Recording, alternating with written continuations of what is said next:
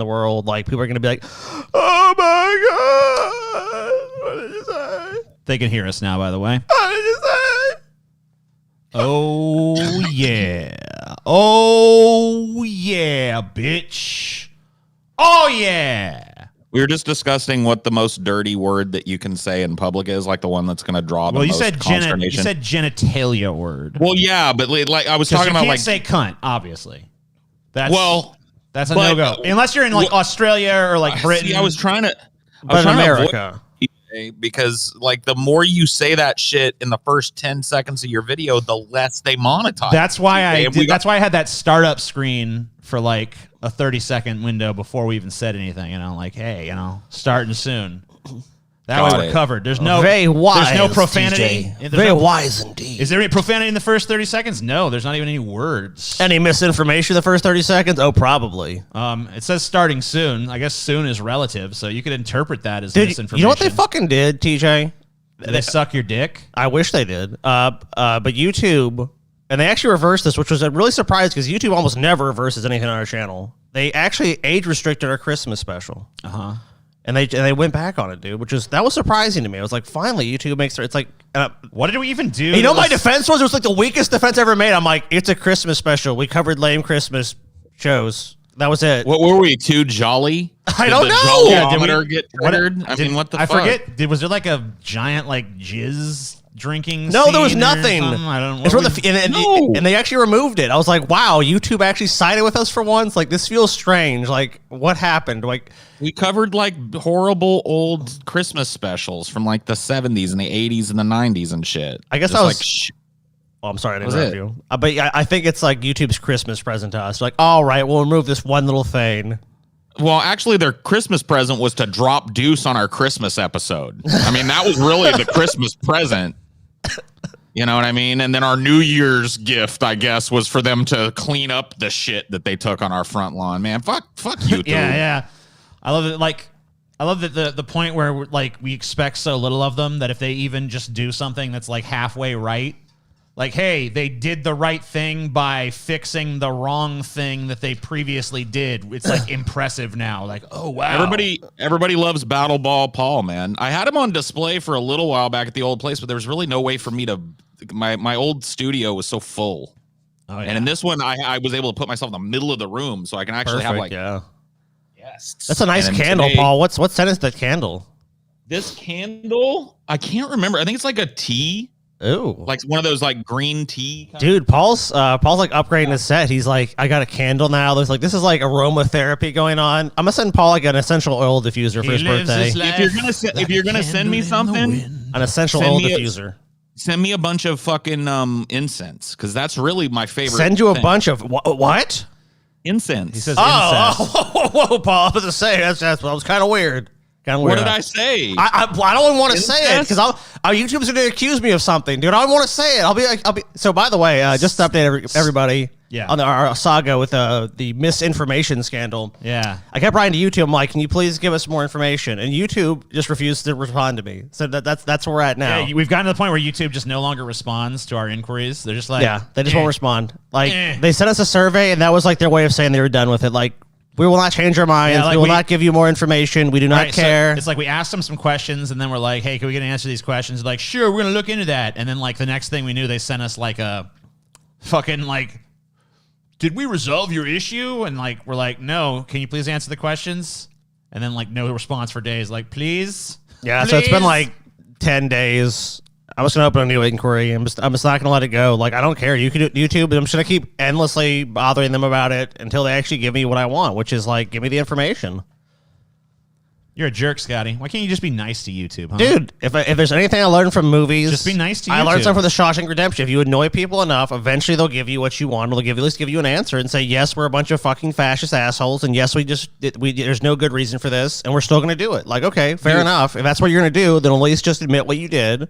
And then we can all move on. Admit that you don't want people joking on YouTube. Admit that you don't give a fuck about what anyone has to say. And you're just a giant soulless corporation. As long as you do that, I'll be happy. If YouTube did that, I can accept that because then it's reality. But like trying to be like, we care about you. It's like, no, I don't accept that 'cause you don't care about me. You don't give a fuck about me. You don't give a fuck about anyone on here unless they're making you a bunch of money. Even if they do make you a bunch of money, they're still disposable because you know you control this fucking bitch. And you can have another algorithm. You can use the algorithm to push another person up. So it doesn't matter. You're all disposable on this platform. Everyone, doesn't matter. You got 20 million people.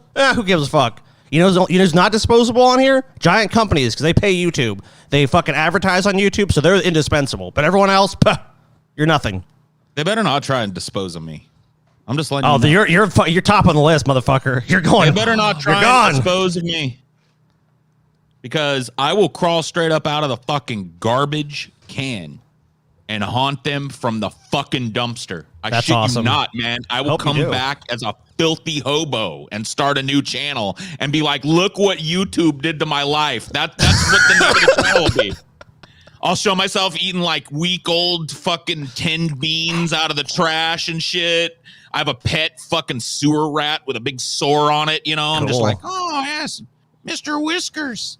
So I wanted to show you guys some of these things I got going here. This is like, I wanted to make money by streaming because that's like a good reason to stream is to like get fucking people paying you. It's the only reason that people are doing shit live right now. Yeah, because like, you guys, there's something in the culture where people are like, $10, $50, yes. And so but in exchange for that, you have to like read a lot of stupid comments, which I Which you know most of you guys don't like that shit. Yeah, and like the thing is, like most of the audience doesn't even really like it. Like the people who get their comment read like it, but most of the other people, it's just like a litany of like stupid, inane shit. And especially for us, because I don't like it either. But so I did this thing. We're just like, instead of reading out your comments, we're just gonna like put like certain of our content behind a paywall. I'm basically taking a cue from the video game industry, where it's like you can unlock certain features and shit. Well, this is like a shitty loot box.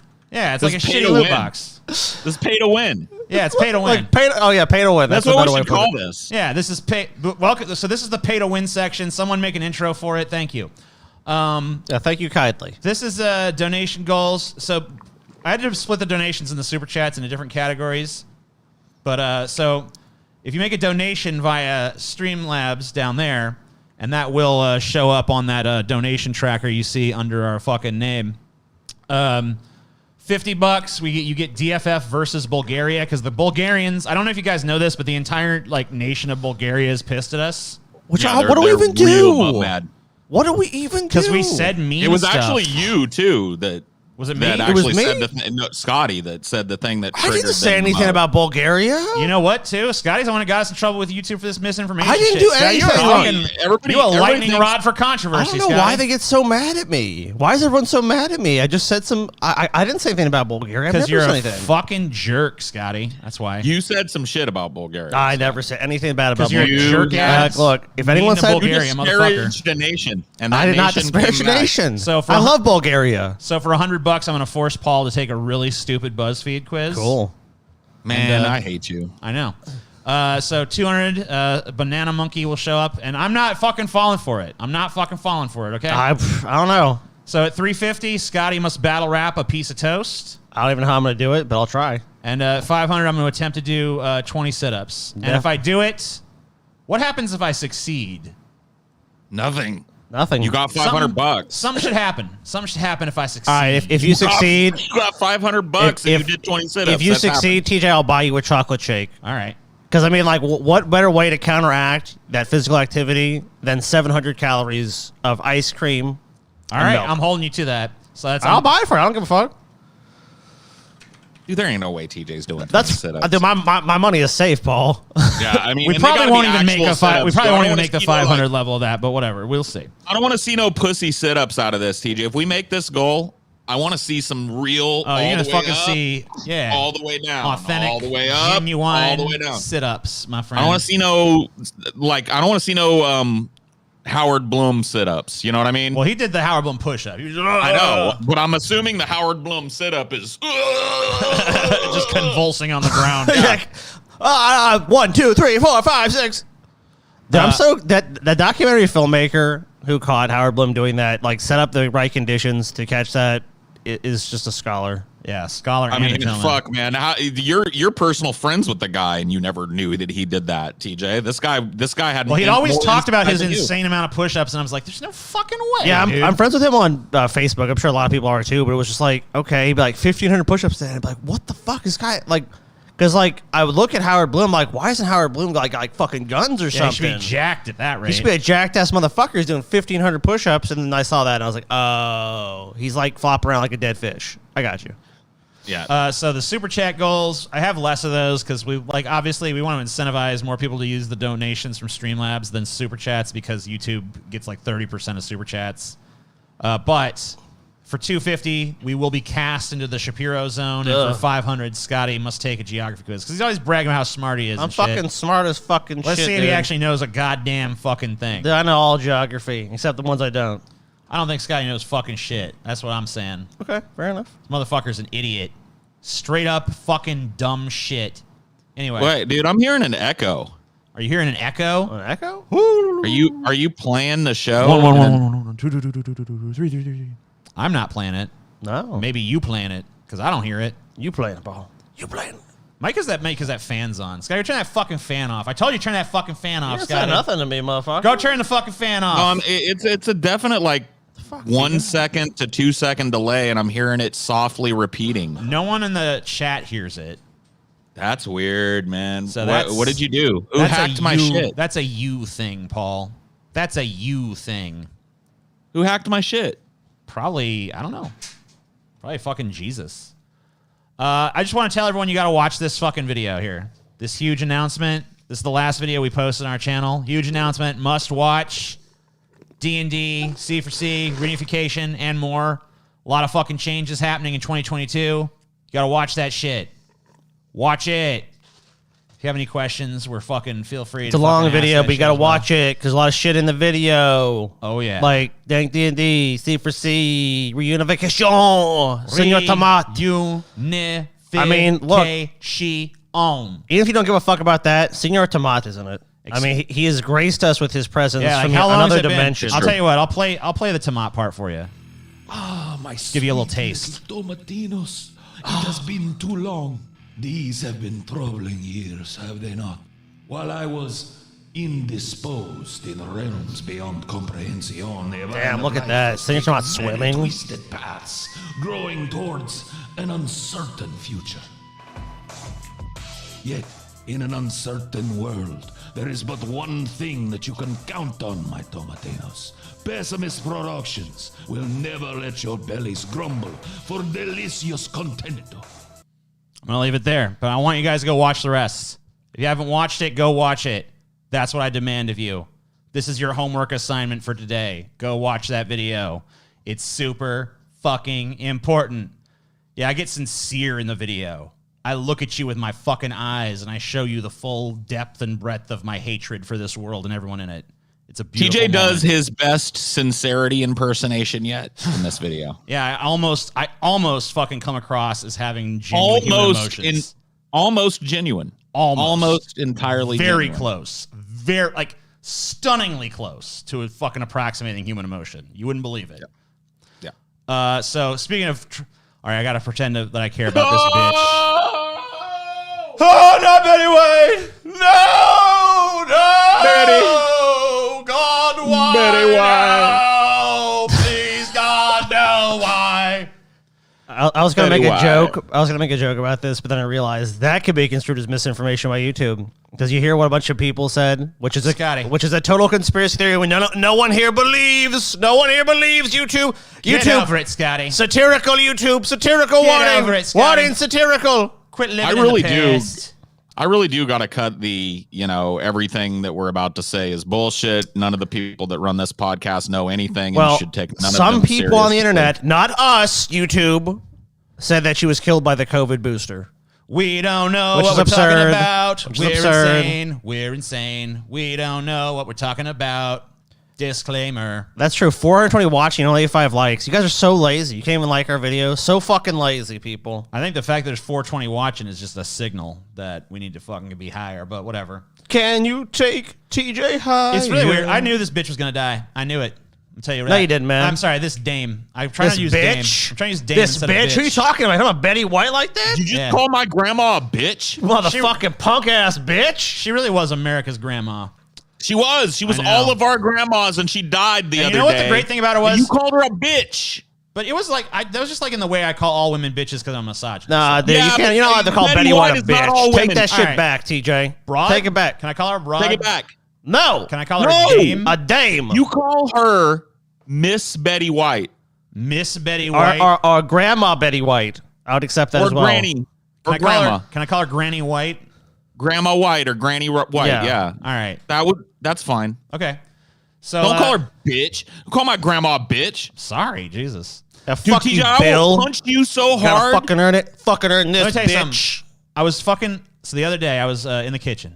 I was in the kitchen with Chelsea, and I read this thing online, like, yeah, Betty White to do 100th birthday celebration live for like theaters and stuff. Cool. And I was like, would it be fucked up if she like died just before that happened? Piece of shit. And Chelsea's like, don't even say that. I'm like, And then a few days later, we were driving down the road, in fact, and I fucking popped up Twitter and I saw Betty White was dead. I saw Betty White trending, and usually that's like, she trends all the time. And then you go there and it's like, she's alive, but just people love her. And this time it was like, she's fucking dead. I'm like, oh, and I was She's like, dead.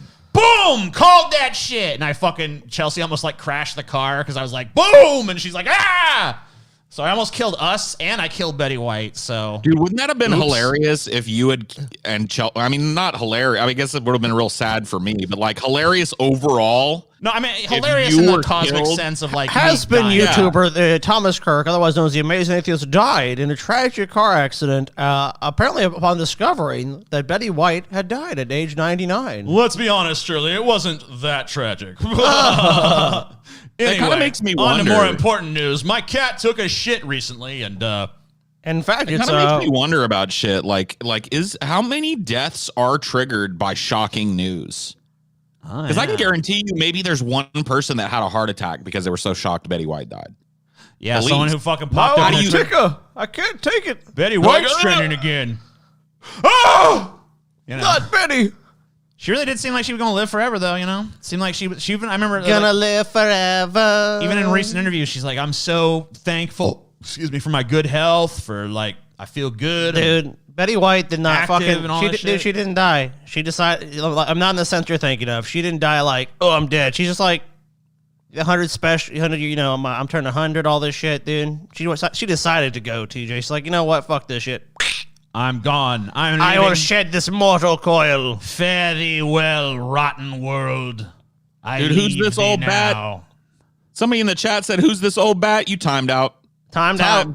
Gone. Bye. Gone. 300 seconds to rethink your life. You don't call Betty White an old bat. Do we know how she died yet? Usually, if a 99-year-old dies, It's like natural, Natural causes. causes. no one fucking really can. I mean, I yeah, mean, she's it's like, old as she was old as fuck, dude. You know, It's just like at a you certain know? point, you know, like if your new car breaks down, it's like what the fuck happened? If your fucking 80-year-old car breaks down, Your 1920, my 1920 Oldsmobile is like, broken oh, down. man. How is this possible? what happened? It's fucking old. She was old. She's 99 years old. She's been around a century. It was so crazy because now all the Golden Girls are dead, but it was such a long time in between because Betty White was just like had such crazy longevity.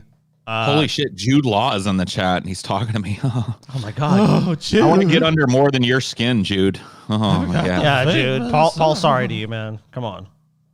Oh, fuck Oh, that dude. dried up old Ban him. skis. Ban him. Fuck him. Ban him. Hide. You're no good. I would have banned you. That dried up Lucky. old skis? You're lucky, Brian. I'd have banned your ass. Don't you ever talk bad about Don't Betty you White. never talk 1 ounce of shit on Betty White. National fucking treasure. Hell no.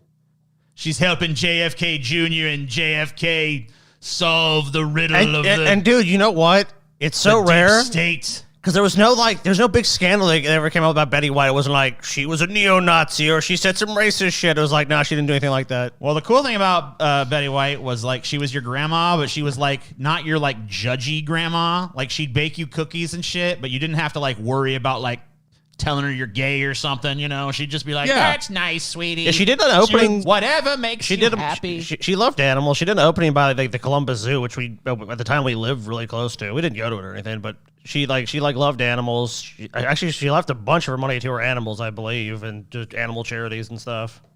So. She was a trailblazer for civil rights on TV, was she? Yeah, she was. There was like a black dude, like I think it was like a dancer or something. I think he was a tap dancer, I believe. And they were like, no, or something like that. And they were like, no, don't put him on the show. And she's like, we'll give him more time. She didn't give a fuck. Yeah. I mean, she was in the entertainment industry for 80 years. Yeah, Betty White was like, she was on TV in the 30s before there even really was TV. Like, yeah. She fucking, I mean, like a super duper icon on the level of some people that have been dead for like 30, 40 years. Dude, she used to do shows, literally like, they would just be like, make a 30-minute show, and she'd have to go make a show. Like, they have to go make something up, essentially. Like, that was like the level of entertainment that she brought, and she did for years. That's why she was so successful throughout all those decades, because she had a great improvisational mind. Dude, and just DFF was so successful. Betty White. DFF equals Betty White. 100%, dude. She was done by Scotty, dude. Scotty seems to know Grandma Betty more than the rest of us. Taylor loves the Golden Girls, and she maybe watched a documentary about Betty White, so I know quite a bit about her. This is Betty White, the movie. Watch it. Oh, God, you're right. They're going to make a terrible movie about her. Oh, okay, well. They really are going to make a really bad Betty White movie, and you know what they're going to do? They're going to hire some young woman to be Betty White, and then they're going to put horrible age makeup on her. Oh, I can't wait. That's going to be fun. Dude, how is age makeup getting so fucking bad now, man? Because everything's CGI now, dude. Practical effects and stuff. Yeah, there's not too many. Yeah, maybe that is it. There's not enough people practicing with the practical effects anymore. Everyone's getting into some different shit. So I know we'll probably talk about it at, maybe at length later, but the latest offender was Niobe in the new Matrix movie. Oh yeah, that was fun. They took Jada Pinkett and we're definitely going to talk about that film later, because you said that you came in my chat and you was like, "It's aight," and I'm like, I saw it and I was like, "It is not aight." I made it about 30 minutes in, and then I went night. But we're gonna talk. That's about as far as I got in it. We'll get to that. I won't be able to actually add too much to that besides the first 30 minutes. Hey, you fucking stingy motherfuckers! Start doing these donation goals. Hey, do you want to hear about a whole? I want to cover this Bulgaria shit at least. So someone at least give us $50. Yeah, guys. Like, apparently Bulgaria's mad at deep fat fried. Yeah, they're super. They're literally the entire nation of Bulgaria is pissed. I mean, it's not even a lie. Paul said it's something I said, lie. but I'm pretty sure it's something TJ said. Whatever. Personally. So it's definitely something you said. Did you guys highlighted, Scotty, by the video cut? I did not say a single bad thing about Bulgaria. Have you guys heard of this new food coming out of North Korea?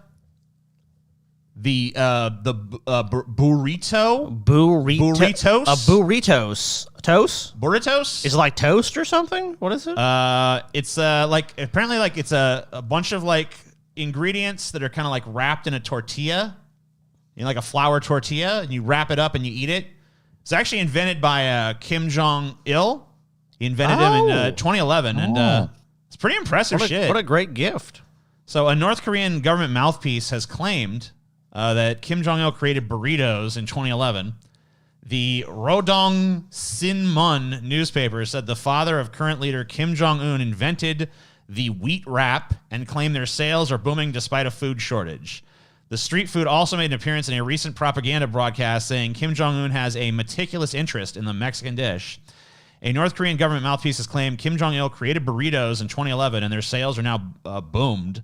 Pictured a woman buying wheat wraps in Pyongyang. In newsreel footage, North Koreans can be seen devouring the burritos at a stand outside Kumsong food factory in Pyongyang. So yeah, this Kim Jong-il invented the fucking burrito, dude. It's pretty cool. Well, I gotta say, man, good job. They're great. I can't hate on this. I don't like supporting the kind of terrible, oppressive regime up there, but when they're right, they're right. And this burrito thing, I got to tell you, I must have eaten 1 million burritos. It almost feels like I've been eating burritos my whole life. You know what I mean? Yeah, but really, like that's how only since 2011, though, because that's when they were invented by Kim Jong-il. I mean, that's an actual photo. That's how impactful it's been in my life. It feels like I was born able to get a burrito. You know what I mean? We made the goal. We're at $56 in donations, which only counts the Streamlabs ones, by the way. The Super Chat goals are different. So yeah, this is from a subreddit called Ask Balkans, right? And they found a clip of us, I guess. They don't show the. I don't even want to say us. They found a clip of Scotty's commentary. Objectionable. I did not say anything negative about Bulgaria. Let's hear what they got. If we can hear it, there we go. He confused Bulgarian soldiers by herself. Nope. So at some point she. Hold on, I'm gonna raise the volume on this thing here. I would say so. Yeah, it's pretty hard to hear. Now look, Yeah, that's like that. It says Scotty there, but that's not even really me. Let's be honest. That's you. That's not me. And was able to somehow let's hear this voice. all right. Can you quiet for a second? I'm trying to play this. I'm not. Clip. Well, I'm being accused here or Shut something. up. Well, then listen. I'm being accused here or Yeah, something. you got to hear the fucking clip. No, bitch. well, you know what? I don't want to hear the clip. Shh. Quiet. I'm muting you. Fucking Bulgarians are so worthless. I mean, dude. Holy fuck. Dude, one competent fucking soldier versus 23 Bulgarians. No wonder Bulgaria has not done much as a country. Oh, she just man. rolls up like, all right. That's like that You're my John president. Dillinger level shit where, like, remember how like in that movie with Johnny Depp they had to like make it seem like he held up less guards because if they tried to actually show you what really happened, it wouldn't even be credible because it was like more like 100 fucking people that he held hostage at one time. I also wonder if she used the implied force thing where she was just like, hey, this whole camp is surrounded. Lay down your weapons and kick them over here. Or I'm going to give the order to fire. You know what I mean? But it was just I her. mean, she They're all probably just, Bulgarian. They're just like, she we're probably done. just get the fucking jump on them too, honestly. Like, you know, because like if someone's got a gun on you, doesn't matter if it's 23 people or 50 people or whatever. Like if everyone's within that. Yeah, but person's it's sight, hard to keep a gun on 23 people without. It sure is, but you know, I mean, Maybe like she did it. if you're one of the 20, if Russia, I mean, they would. let me grab say, her. like, Come on. if you're one of 23 people and there's someone with a gun, are you going to be the one that's like, I'm going to be the one that stands up to him? You know what I mean? Most normal people probably not, but if you're a soldier, you figure that's kind of your job. Yeah, And that's not true. to mention, why didn't any of the soldiers like have anyone on like kind of like guard duty, like watch the camp or whatever? It's like they just all do washing their fucking nuts like down by the water. Hey, look at that! And some soldiers pops up. Oh God, please don't get us out. We're only Bulgarians. Oh, we don't know what we're doing. Not only did Milun. No wonder Bulgaria has not done much as a country. Damn. Oh shit. Oh. Okay, Scotty, so dude, you Bulgaria. offended a whole So fucking Bulgaria, country. what's up, Bulgaria? What have you guys done? What have you guys done? They'll Okay, tell you in the chat. let's go here. Let's look here. Your GDP is $68 billion. We have states in America that have more than that. Actually, in fact, most states. Your real GDP per capita, this is from the CIA World Factbook, by the way, is $22,400. Actually lower now in 2017. Your inflation's not too bad. You guys, or your composition of your GDP by sector of origin is agriculture, industry, and services. So you guys are very similar to us. So wait, the whole country, Bulgaria is not a valid country just because their GDP is not impressive enough for you? Is that what you're saying? Yeah, well, I'm saying, what have they done? Judging them through the lens of fucking capitalism, you don't even, that seems like Household consumption's low. Their budget pretty low. Oh, because they're not a consumer culture that just mindlessly spends money like us, so they're not as valid or Yeah. whatever. Yeah, that's right. Okay, fair enough. That makes sense.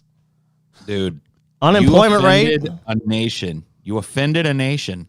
This literally has 300. There's literally 350 people comment on this. 350. That's pretty much like 99% of the population of Bulgaria. Dude, I'm looking. I was like scrolling through anything of relevance that Bulgaria has done. And I can't find anything.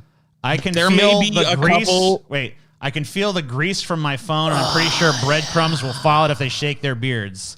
I don't know how they have any authority to make fun of basically anyone. Damn. Where's the breadcrumbs, bitch? All right, let's Where's see. the I don't got no breadcrumbs, bitch? Wait, your insult against me is that I have a fucking long, impressive beard? I bet their beard stinks. I bet their long, impressive beards that I'm not even remotely manly enough to grow are covered in breadcrumbs. So, Bulgaria, yeah, that's right, you because mad? Americans can afford bread, bitch. So, Bulgaria, what have you That's done? below the belt. Instead of fucking... Hey, so this is what's- what... how's that GDP going, bitch? So, instead how's that of- average household spending going, bitch? Well, not only this... You pissed because your ass can't even afford bread, you poor Bulgarian piece of shit. Not only this, they didn't come back with like, this is everything Bulgaria's done, so fuck you. It's like, you guys are a bunch of neckbeards. You know Okay, what the thanks for fucking, stating the obvious, bitch. Scotty, What have you done? You know what the national dish of Bulgaria is? Dog shit. No, my ass, bitch. That's what you can eat, motherfucking Ivan the Smash, you little bitch. Fuck you. I'll kick your fucking ass, Ivan the Smash. You want to come step? Say it to my fucking face, you little punk ass Bulgarian bitch. Fuck you. He doesn't even say he's from Bulgaria, though. Oh, he's well. Then what's he fucking? He's butthurt by proxy for Bulgaria. I would Fuck like him. to say. I would like I to say say nothing bad about Bulgaria. I said the truth. I would like to say that I am an advocate for the Bulgarians in our audience. I do not agree with my hosts on this. In fact, I find it quite shocking to hear both of them speak this way. In fact, if you roll back the tape, when Scotty makes the offensive comment, no wonder Bulgaria hasn't done anything of note. You hear me give a very obvious, like, I'm like, oh. Let's hear it. Let's hear it. Wow. Let's go back to that You part. can hear it. Serbian soldiers of confused Bulgarian soldiers by her. Dude, they're bragging about how badass their soldiers are. Yeah, the whole thing that prompted And this was one woman went in there and fucking beat them all their asses, but they're trying to brag on us and go like, we're tough, we kicked their asses. Okay, so you're saying she's more badass than 20 of your soldiers? You have to. They gave up, right? Or did we make that up? Or you don't want to mention that part of it, right? Yeah, I don't see you arguing with the history, bitch. I don't see you arguing with the history, Ivan the fucking Smash. Yeah, because all they can do is throw in insults, which is fine. Insult me as much as you want. You're greasy and your beard sucks. Yeah, well, your fucking country's a piece of shit. I said Bulgaria hasn't done shit, and your comeback is like, well, you're a fat, greasy incel or some shit. Like, well, fuck you, bitch. That's not even true. And not to mention, you didn't come back with what Bulgaria's done. Look at this fucker. This is one of your people, Paul. Look, Paul, you caused this. One of them actually shit themselves by mistake live on camera for their audience a few years ago. The embarrassing clip is on you. I didn't even shit my pants either. I didn't even fucking shit my pants. That's a fucking battle line. You know I what? hate you for that. You know Paul. what? I fucking hate you for that shit because I didn't even Even shit my a pants. broken clock is right twice a day. Thank you. Shit your pants. You know what? I did TJ? not shit my Fuck fucking this. Don't pants. even move Fuck on. you. What? We have to fucking get this straight right now, TJ. Yeah, You ran out of the room. Because I was already leaving Like the a goddamn penguin. room. What? You were doing the typical butt cheeks squeezed together walk. Here's what happened. I don't know. I'll tell you what happened. I was leaving the room. I always had to leave the room. So while I was there, I felt a fart brewing. I'm like, I'll fart in the mic because that'll be funny. Play the clip. Play the clip. All right. Play the clip. Fine. Find the fucking 24-hour show. Find the fucking hollow ass right part here. that you left. So beautiful. Crucify Paul, dude. And look at him. Yeah, I walk away because I was already leaving. I just had a You fart. shit So I shit in the fucking mic pants. fucking when I was on Go the way back. out. Play it in slow motion. Play it in slow motion. You shat your pants. I did not shit my pants. I just fucking did a little poot at the fucking mic. That's it. That's it, bro. You shit your pants. Because it was funny. Paul. It was fucking funny. And Fuck look at you. him walk away. It was hilarious. Look at him walk away. But it DJ. was not a pants shit. I did not shit my pants. Dude, I you did shit not. your Them fucking britches. pants. Them britches was You're shitless, gonna- boy. Them britches All was right, shitless. Okay, can we give context? Yeah. Me and Paul were there. We're the only ones actually physically there. You know why? Because look, And TJ hurried.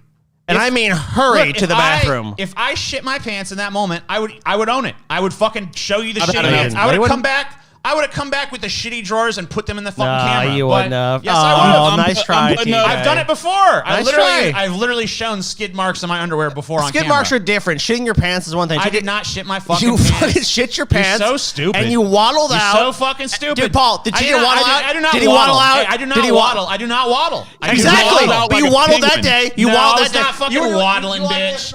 Oh, fuck you. I'll do the stretch. You're a lying I'll show son you of a how you bitch, walk bro. out. I'll show you how you walk It's out. on camera. It is not on camera. It's on camera. It's not on camera. Yes, it is. I already looked at the tape. It's not Oh, there. you're such it's a not there to liar. fucking find. You're a fucking liar. Okay, let's watch Paul do 'Cause it. you know Paul's what? gonna recreate You're it. trying to fucking do this like We'll for the recreate memes, the whole little scene. shit. It's not for the memes. Here we go. Here we go. All right. My empire of dirt.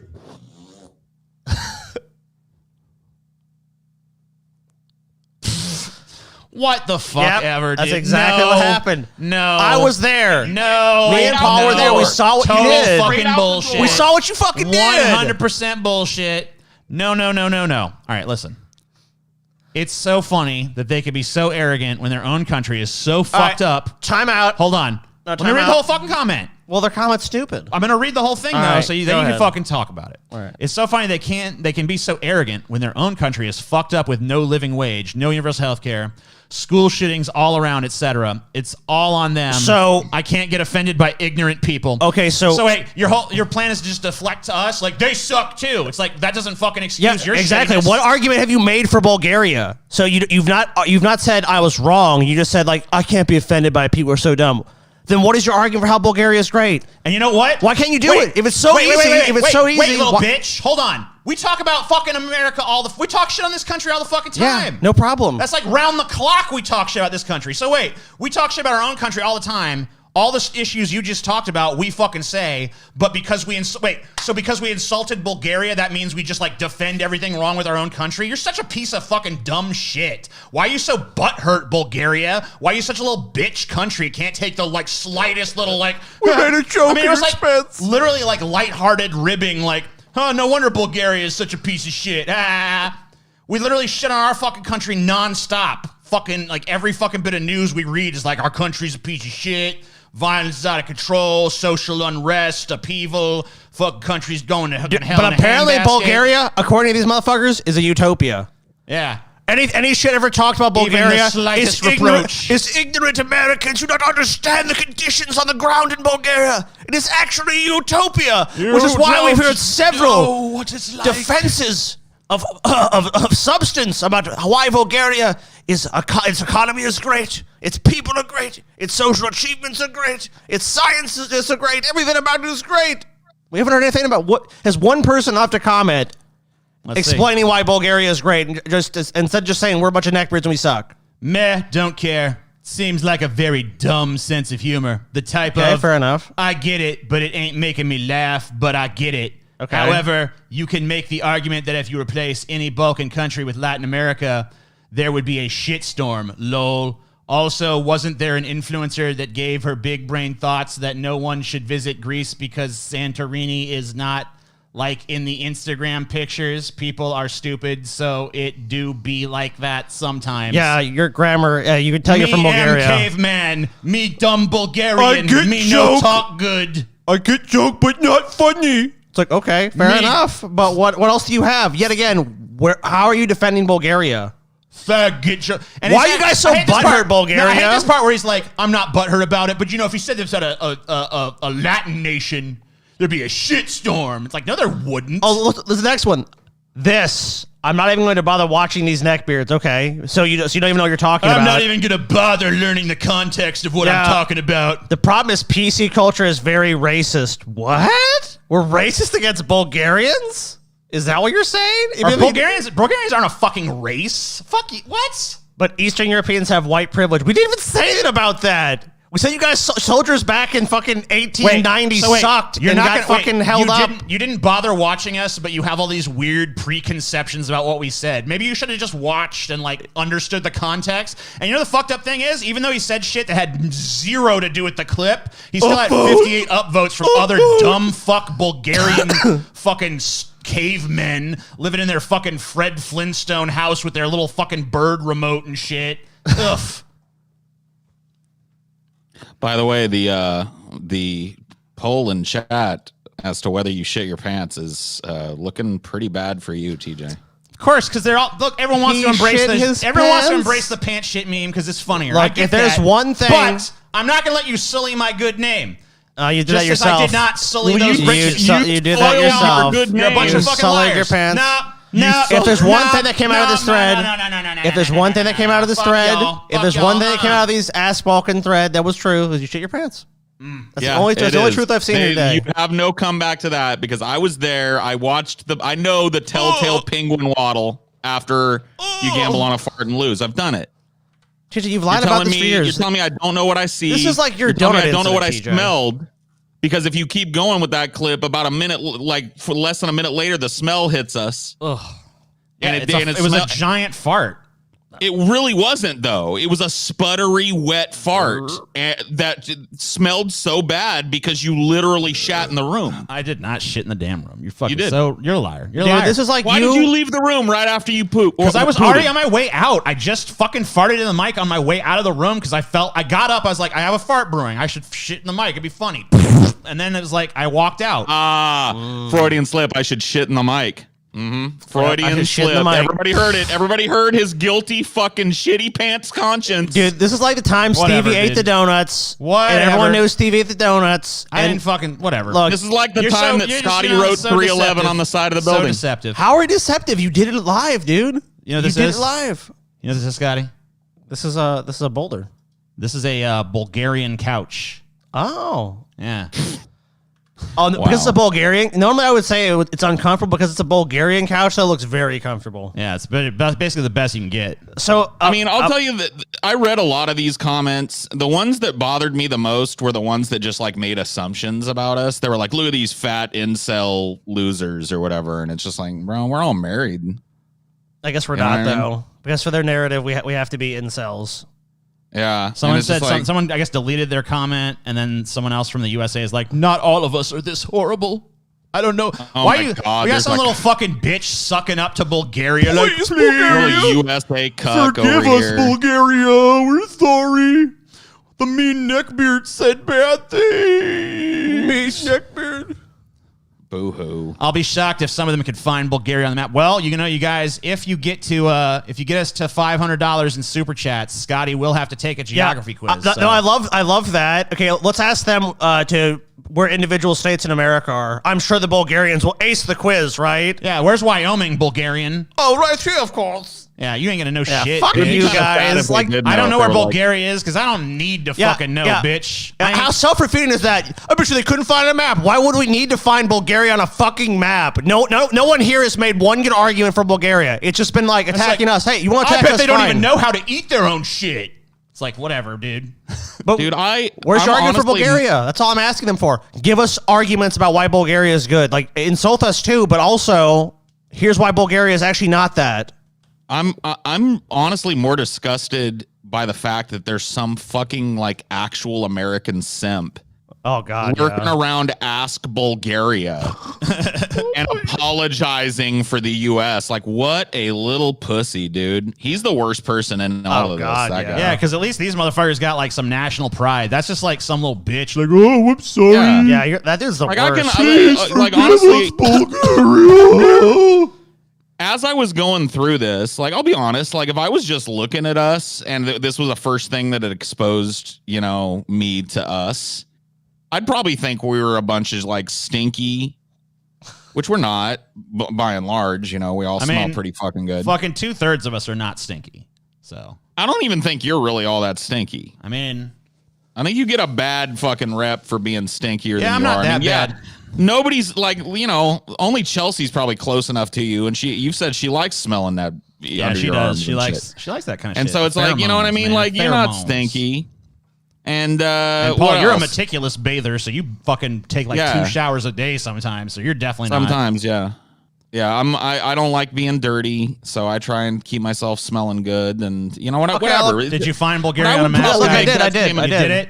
All right, so it's between Romania and Greece. Yeah, I got you. Two countries that are much better than Bulgaria, by the way. Yeah, like how come they didn't get any of that fucking Romania or Greece energy? Yeah, dude. Why Two don't great the countries. Bulgarians- Oh my God.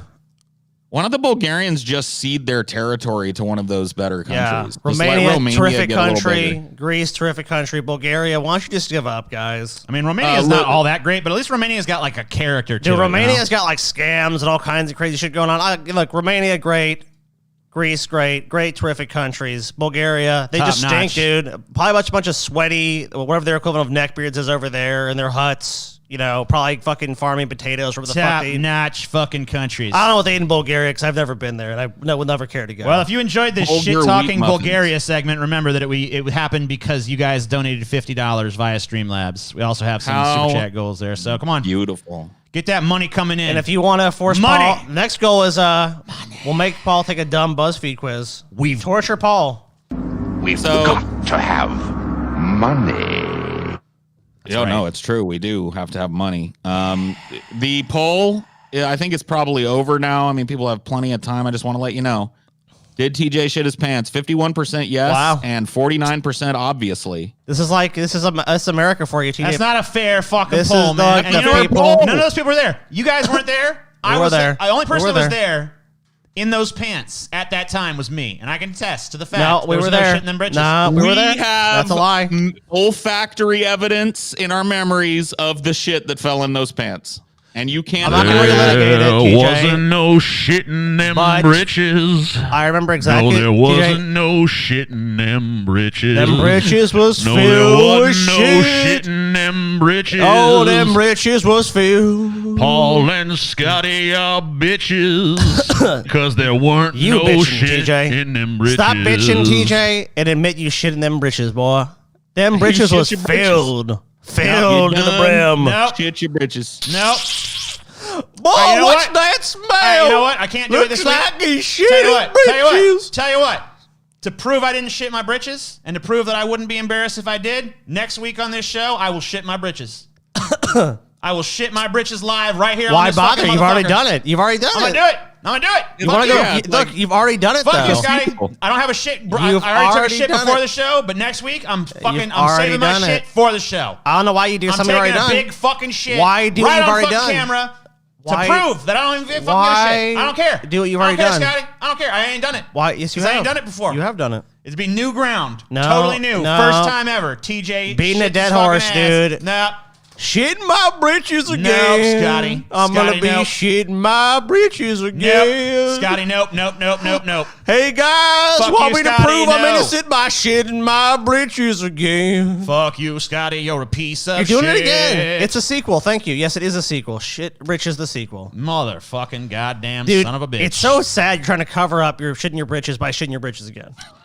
what kind of a cover up is this, dude? It's not a cover up. I'm What trying kind to of a show you the cover-up? truth. I'm trying to I want enlighten to you. prove I'm innocent You know what? by doing it again. I will not rest for a goddamn second until everyone on this fucking planet knows and believes I did not shit my britches Well, upon that day. Me and Paul are gonna die on that hill. We will fucking be Yep. dead there. We were there. We were there. We We were know there. what we saw. We know what we smelled. We know Yes, what we we did. witnessed. We know what the penguin shuffle straight to the bathroom looks like. We're not idiots. If you want to make your case, if you would sat right back down and sat in your shit for fucking like 30 minutes, and then you're just like, yo, guys, I gotta take a leak or something. We would have, Look you know, me in then the we eye, believed you. PJ. Look me in the eye. Look me Yeah, in the look eye. in the eye. What? What am I doing? Should I look at the camera or should I look at you? Look at Paul. You look at me, All right. and I'm looking. No, you look at me I'm looking at you. in the eye. Yeah. Okay, in the You eye. tell me straight to my face, TJ, straight to my face, that I don't know when a britch has been shit. Apparently you don't. Apparently you don't. That's so offensive, dude. That's the most offensive thing you've ever said. I never to wanted Paul. to say that about you, but you know, I mean, like, You have said horrible things about me, Yeah, yes. TJ, but I will tell you, never once has my heart been broken by something that you've said. I mean, you asked me straight up a question. I didn't want to lie to you. You're a fucking jerk, dude. I'm sorry. You're a fucking real sorry. jerk, dude. Paul doesn't deserve that, man. Paul, look, dude, Paul might have to go cry, dude. That's fucked up, man. Like, how the fuck can you say it to somebody on a fucking show like this? Do you think it's funny? I mean, I didn't You think want, it's funny, I didn't TJ? want to say it. I didn't You don't want to think say this it. man knows when a britch has been shat? I didn't want to do it. I didn't want to fucking do it, bro. Look what you done to Paul, man. You're an asshole, I'm TJ. sorry. I didn't want to. I didn't want Wow, to. you looked a man in his eye and lied, TJ. I did not lie. You lied. A record 4.5 million Americans quit their jobs in November.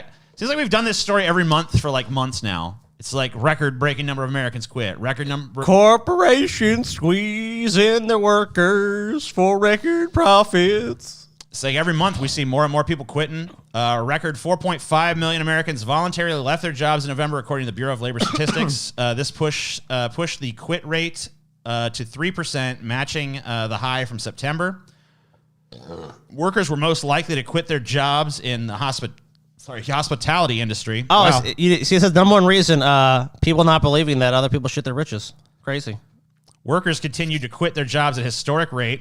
The low-wage sector, directly impacted by the pandemic, continued to be a source of much of the elevated quitting. Big question for 2022 is whether the dynamic will persist. It's always stunning to me how few of these articles make mention of the fact that these people are expected to do a horrible, horrible job dealing with a horrible, thankless, rude, stupid public for like a shitty wage. Like maybe that's the reason why no one wants to do these fucking jobs. Well, not to mention, so think about this. During the pandemic, a lot of people did not quit their jobs because obviously uncertainty, it's like, oh shit. So less people quit. So there was actually a pent up demand to quit. Then, of course, you have to deal with, oh, there's a pandemic. There's people going crazy in the streets. There's fucking retail theft is up. There's like, they're cutting hours. They're cutting all this stuff. A bunch of people quit. And then the remaining workers, they don't hire other people. They put all that work onto them, so they get burned the fuck out. So like, I'm doing the job that like the once was 3 people, now 1 person is doing, or 5 people, now 1 person is doing. These companies are making record profits and telling you, well, sorry, we can't pay you more than a few dollars above minimum wage, and too bad, so sad. But the CEO, by the way, isn't it great? He just bought a private jet and he's living it up. Oh, but you, sorry, low-wage worker, we can't help you, but you're a hero. For a while there was a Wendy's near us that had a sign out that said, starting pay up to $9 an hour. Like, boy.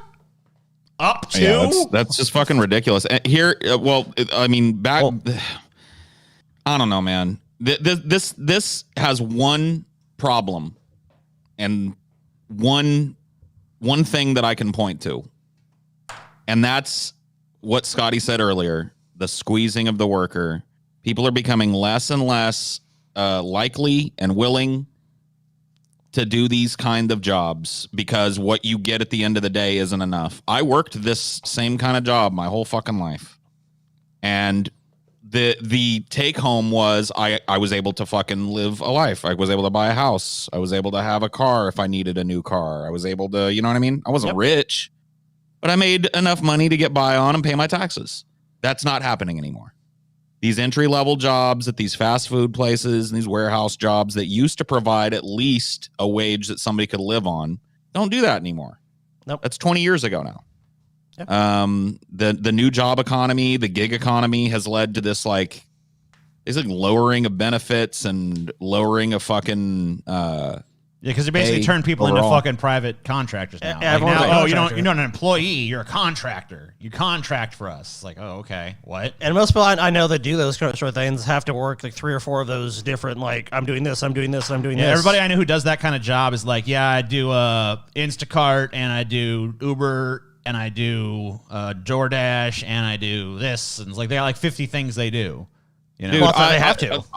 I make a decent living now. Like, once again, I'm not rich, and I was just in the housing market looking to move to a place. You guys have no fucking clue how hard it was for me and Amelia to find the place that we're in right now. Just no fucking clue. Like, it's gotten to the point where just finding housing is out of reach for people. Like, it feels like a tumbling fucking collapse. You know what I mean? It feels like the bottom has come out of this shit because these jobs used to sustain people enough to get a little apartment at the very least, and now... That's a pipe dream. Like, I don't know how you would afford a fucking 2-bedroom apartment if you had a kid or some shit. You can't. Oh, dude, if you go look at the statistics, people making minimum wage in no state, in no major metropolitan area, can afford to live there on the one job. It's impossible. So it's like what are we to do then? Have people work 2 of these? People aren't willing to do it anymore. Like back in the day, people had like back when I was working these kinds of jobs, people had side hustles, make a little money on the side doing this or that. You know, but at the end of the day, we were able to buy things. We had purchasing power in the economy. Now we don't. I mean, you look at the purchasing power of millennials compared to any other generation in American history, it's like shit. And I'm sure the Zoomers are not going to have it any fucking better. Oh, they're going to have it worse. I'm sure the Zoomers, like, they're going to have it worse. As bad as, like, the millennials have had it economically, the Zoomers, they're just going to fuck. I mean, they're just going to fuck every generation a little harder. Well, all the money just ground in is fucking dust. As we've done episodes on this, all the money is being concentrated into smaller and smaller circles. And so, because it's not like people, it's like these companies could pay people more. It's just they don't want to. And then they go, oh my God, no. And now it's this whole narrative. No one wants to work anymore. They're all just lazy. I really just think they're just trying to get us back into fucking like aristocracy, chattel slavery kind of shit, where the company town, where like you work for Amazon and Amazon provides your house and Amazon provides your clothes and Amazon provides every fucking because you have nothing else. Because then they own you. Or for Walmart, they own everything about you. You know, whoever you work for, they just own your ass. Walmart has a new housing initiative to help our employees. Yeah, and then just like, they've already laid out the groundwork legally in certain states to fucking do it. Yeah, we read books in the chat said side hustles weren't essential. Working a second job pretty much is. Well, that's just it. The side hustle has become your second job. Yeah. What used to be when I was a younger dude in my 20s and shit 20 years ago, we used to be like, hey, I can make an extra couple $100 on the side or something. I don't have to do it, but I can, go do this or pick up a little cash doing that. Now that's mandatory, and it's called a second job. And if you want to live, you know, in a fucking apartment in a major metro area, that's basically what you have to do at this point. And increasing amounts of people are just going like, fuck this. Because there's honestly, and I don't blame them. There's welfare programs that will pay you better than a fucking full-time minimum wage job. Well, and the housing market in this country is so insane as well. Wasn't there some euphemism or some shit that the media cooked up like a couple years ago to describe this as like dual work or like bi work or like yeah, some bullshit, multi-work or some shit? They try to come up with some fucking couched ass. What was it? I don't remember, but I'll tell you this. Someone in the chat might know. You know, it's like, well, okay, here's another thing. In America, most places polywork. That was it. Polywork. Yeah. We have really shitty public transportation. The price of a used car, because they can't make new cars, is up, or most people cannot afford those now. So you can't get around, or it's very difficult to get reliable transportation in America. The housing market has gone nothing but up, up, up. So starter homes in a lot of places are like way out of reach for most people. All the corporate transportation is failing too. Flying. There was a huge news story. I didn't pull it, but it was like 2,600 flights got canceled last Sunday. Oh, God. Yeah, over the holidays, it was a nightmare. Check this out. The job juggle. Gen Z and millennial employees embrace the concept of polywork. No, they don't. That's why they're quitting. Embrace the fucking concept. Give me a break. Why don't they just say embrace the concept of serfdom? Yeah. Slave embraces the concept of being whipped. It's like, fuck you. Thank you. No, bitch. No.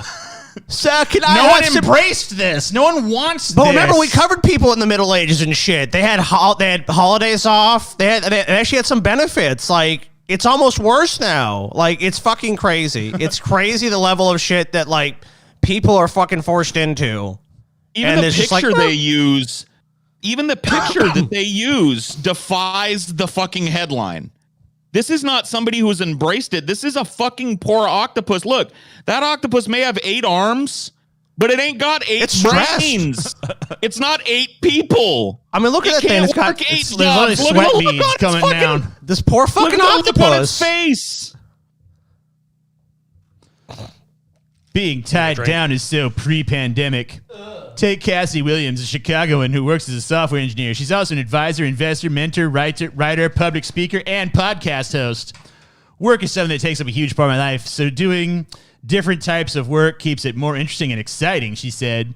People have the ability now, more than ever, to collaborate, create, and just do things that don't fall into one bucket. We're past the age of being just one type of worker. Oh, yeah. Train them up. Train them up, billionaire class. Train them up, Jeff Bezos. See, who are they writing this for, though? Because no Gen Zer. No, well, that's the thing, though. Is like here's an article that if I was they're in literally Gen trying to Z, brainwash your ass. You know what I mean? Like, yeah, that's ridiculous. Nobody that's working this type of fucking shit is gonna go read this and go like, oh yeah, we've embraced this. They have to embrace. What's the option? What's the option? That is true. Other than Octopuses this? Do have different brains to control their arms. We actually did learn that in an episode. But yeah. Well, then but we're not octopuses. Replace this with a fucking person then. Yeah, show the person struggling to do all this shit instead of showing this octopus with multi arms. Like, I'm doing it all. I'm keeping up with it somehow. I can't be mad at that writer. She's deluding herself, dude. Whatever. The person that they're showing here might legitimately enjoy doing all these things. But most of their jobs are fucking fun and well-paying, like software engineer and podcast host and shit. Like, yeah, whatever. Most people can't do that shit. This article is not being pushed to talk about that person. It's being pushed to fucking tell you that you need to do more than one thing. It's being pushed to tell you that, like, working one job, that's the old way. Now the new way is you work a bunch of jobs. You work like 15 jobs. Isn't it great? It's way more stimulating when you work multiple jobs. Why have a work-life balance? Just work. Which is a lot of people. A lot of people, it's just like... Instead of trying to find that work-life balance, just realize that work is life. It's a glamorization of telling it's like trying to sell everybody once again that they can all be like podcast hosts, so they can all be Instagram influencers on the side or whatever the fuck. And that's not how most of the if you really wanted to make this accurate, they should be flipping burgers with different tentacles here. Yeah. You know what I mean? Like that's what the balance of people at the bottom end have to deal with. Cleaning a fucking house, cleaning a toilet, fucking doing menial jobs. That's not like, they're not doing all this fucking high-tech shit. Now, some of these people, of course, they do. We're not talking about those people. Those people are probably making at least a decent living. We're talking about people that fucking go from basically minimum wage job to minimum wage job. I can't tell you how many articles I've read about people that work 3 fucking minimum wage jobs and sleep in their car and never have a day off. Literally, like, we went from a country where there was a time when, and it was like a gender segregated thing. I'm not advocating for that, but like when the income of one person could sustain an entire family. Talking about like basically the post World War II baby boom, economy boom. Well, the income of one person could sustain the whole fucking family. Then, well, think about that. Europe was basically in shambles. Then it became 2 people need to do it, and now it's at the point now where 2 people working multiple jobs are struggling to do it. So it's like, what's next? Like communes and shit. Like, do we have to live in like? Yeah, we do got that. We actually have that now. Like the big. Let's go back to child labor, dude. That's what we need. Child labor.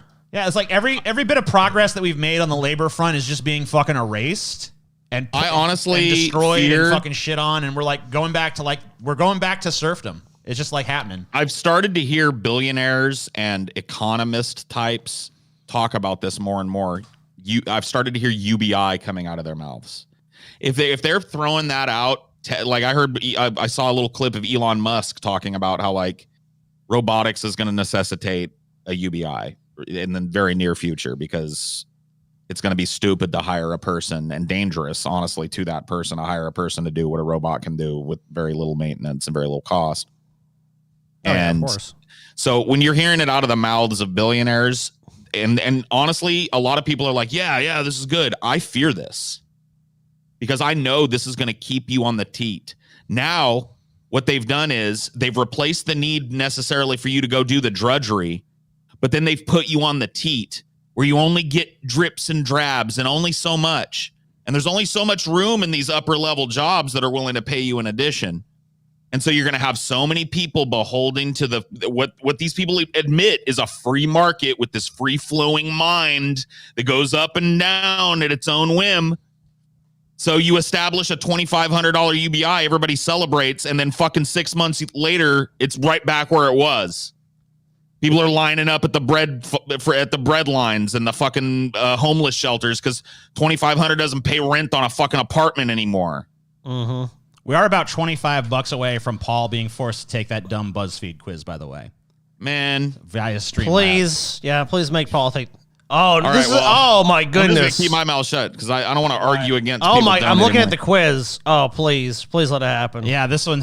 So I'm gonna tell you guys the quiz. It's how sexy are you really? How sexy are you? We're gonna find out how sexy Paul is if you guys give $25 more via Streamlabs. A little less than 25, actually. I mean, isn't that apparent? I mean, I don't know, Paul. Well, we need BuzzFeed to tell us. I have a lot of questions about just how fucking sexy you must be. I'm a god. I'm a god made flesh. All right. KFC to launch plant-based fried chicken made with Beyond Meat nationwide. Aren't you guys excited? No. Why not? What? Dude, why are you not excited, If Paul? you're going to become a vegetarian or a vegan or whatever, just eat plants, okay? None of this fucking bullshit. Don't do it. Give vegetarians a choice, TJ. If they want to eat fried chicken, they should be able to eat fried chicken. This does not look good. This ain't right. This ain't right. You won't eat it? Man, I it's not that I won't eat it. It's that what's next? They're going to put a plastic bone in it. You know what I mean? So that you can have the authentic bone ripping experience and then just throw away the plastic. Paul, that's a brilliant idea, but that wouldn't be environmentally friendly, so something biodegradable would be better. Maybe like some kind of ceramic. I don't know. That could work. Maybe the real bones they used for chickens for other things. Just stuff reuse the bones. Yeah, stuff real chicken bones into fake chickens. Yeah. It's just starting to get absurd to me where okay, I get it. Like, yeah, this meatless stuff is not bad sometimes. I've had some of it and it's edible and good, but not at KFC, not at McDonald's, look, set up a new fast food called, Fake and Fast or some shit. I think these companies just want to get on board with this shit because they see this going in the future or whatever. Well, they see the writing on the wall. KFC is already the bottom tier. So start fucking rolling out this vegetarian shit. Yep. That's KFC what is already the bottom tier. It's already it is. When it comes to chicken places, and this is not going to help that. Nobody that goes there and tries this is going to be like, oh damn, there's a twig in my chicken. I love it. They can do that. Yeah. How dare you? Put lumps of this shit on twigs and call it like, you know, an 8-piece drumstick meal. Oh, you know what I mean? About that comment. Yeah. You know, look, I'll be honest with you guys, I don't think many people are going to order these initially, but I'll tell you what, the only fake meat that I like at all, the Impossible Burger is good. Yeah, if you cook it as a burger, it doesn't really it does not really work as a substitute in most instances, especially if you have a dish that's even remotely wet. That shit turns into fucking toilet paper. Okay, it falls apart. It's not good. It's gross, man. It's like whatever it is. You can make a decent. You honestly can make a decent burger with some. I'll tell you what. I've had a lot of these products. I had this fried chicken Beyond Meat, but I've had similar ones, and I can tell you they're pretty close. I mean, I would say you can definitely taste a difference. They're probably a little more spongy than you're used to for chicken. But I mean, look, if they're not getting rid of fried chicken, they're just offering this in addition to that. So as long as it's just in addition, I don't think anyone should give a fuck one way or the other. I mean, now maybe it tastes good. I have not tasted this particular product, and I'm interested to see how it tastes. But in my eyes, if it can make it taste pretty much the same, I don't really give a fuck. I like the black bean burgers too. Christmas Rosie in the chat. I mean, but it is what it is, though. Really, why not? It's a black bean burger. You can tell it's a black bean. They're almost always dry, dude. They are kind of. I don't know. I don't know. You got to put like a lot of condiments on it, I guess. I mean, maybe if I like the taste, and I don't eat it like a meat substitute. It's a different sandwich to me. That's how I always viewed it too. I didn't really view it like this is look, if I want a burger, I'm just gonna have a burger. But like if I want to do something like I think it's healthier, I mean, a black bean burger is definitely gonna be healthier than a fucking high fat beef burger. Rise of the... Oh, sorry, Paul. You ahead. I was just going to say they're going to be squirting protein juice in our mouths at the end of the line before long. You know what I mean? Just whatever's ground up shit. Here's your meal for the day. Protein juice. Right you want some protein juice? Yeah. Yeah, do it. All right. Do it. Hold on. All right. Say something hot. I don't know. Fucking... Rise of the real Cybermen, nimble robots that can open a bottle, give someone an injection, or lift 65 pounds, will be unveiled for the first time as developers insist they're here to help, not to take your job. Right. No, they're not. I mean, yeah, they are, but no, they're not. Beep, boop, I am here to take your job. I mean, to help you. I am here to administer the injection. They made it look evil too. It's got like I would trust a robot. It's disconcerting eyebrows. I think is the problem. They need to get rid of them eyebrows. It's been tested though, TJ. Yeah, they're testing these to see what people respond best to. You know that these things are not just being thrown out there. You know. Yeah. That's true. That's what they've been through focus groups. People like the little eyebrows. They need to see the movement of that eyebrow. I bet those little digital eyebrows move and come up and down, and it has a happy face and a sad eye, and you know what I mean. I'm ready for this shit because you know what? The last few times I've been in the fucking had to go to the doctor for something, I feel like I'm just dealing with more and more incompetent doctors and incompetent workers at doctors' offices and shit. And I'm ready to turn it over to I'm ready to go to RoboDoc. Are you? Dude, yeah. Elon Musk just recently showed his surgery machine in action. Cool. Like it's not finished yet, but he's been working on it. He did like a thing on Neuralink. I was watching it, and that happened to be a part of it because I'm real interested in Neuralink. I think Neuralink is going to be like put the computer in my brain. Yeah, it's definitely coming. I don't know. It might not. If it's not Neuralink, it's going to be something else. But there's definitely going to come a point where people are just like integrated with it. I can't wait till a bunch of people get bricked, dude. That's going to be great. Oh shit, we bricked like 10 million people. We're sorry. Sorry, brick those people. Paul, would you let a robot give you a prostate exam? Yeah, dude. What if the robot was made by Bad Dragon? Would you still let it give you a prostate exam then? Do you want to know why I would let a robot give a prostate exam? Why is that? The only time I've had because I had to have the full prostate exam for one of the first jobs I ever worked. Right. They made me get a first full physical to work at the glass plant. Because it was a union job. And so, dude, the guy that gave my fucking prostate exam. His name was Dr. Sahar or some shit. Oh shit. I'm not even kidding. He was a Middle Eastern dude, but I mean, the dude had a big hairy finger that had to be at least two sizes bigger than my dick now. And dude, fuck that. A robot's gonna be able to take a tiny little camera and poke it around in there, and then in like a very unobtrusive little thing to kind of like tickle the prostate and check it out. How does that feel, Paul? And I'll, because that was not enjoyable, man. I got ramrodded. Welcome to Dr. Zahir. Dude, Bend over now. I had a similar experience when I had that polyp, dude. I went there like, God, okay, we gotta check you. It's like, all right. And of course, some fucking doctor, some fucking male out of the meaty ass figures like, boom! But it's like, ah! All right, you definitely bleeding out your butt. I already knew that. Thank you.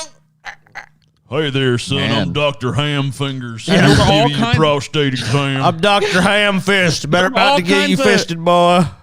They do Dr. Sahar or Zahadi's office. I Zahar. can't remember his name. You got a boner, Dr. doing it, Paul. Zahar. Dude, his office was filled with petite little Hispanic girls. Like all the nurses were little petite Hispanic girls that had fingers like their finger, pointer fingers, probably like my pinky. Yeah. And that would have been way more pleasurable for me personally. So Then Dr. Dr. you say one of Zahar's them little big Spanish giant- girls up in here and, No.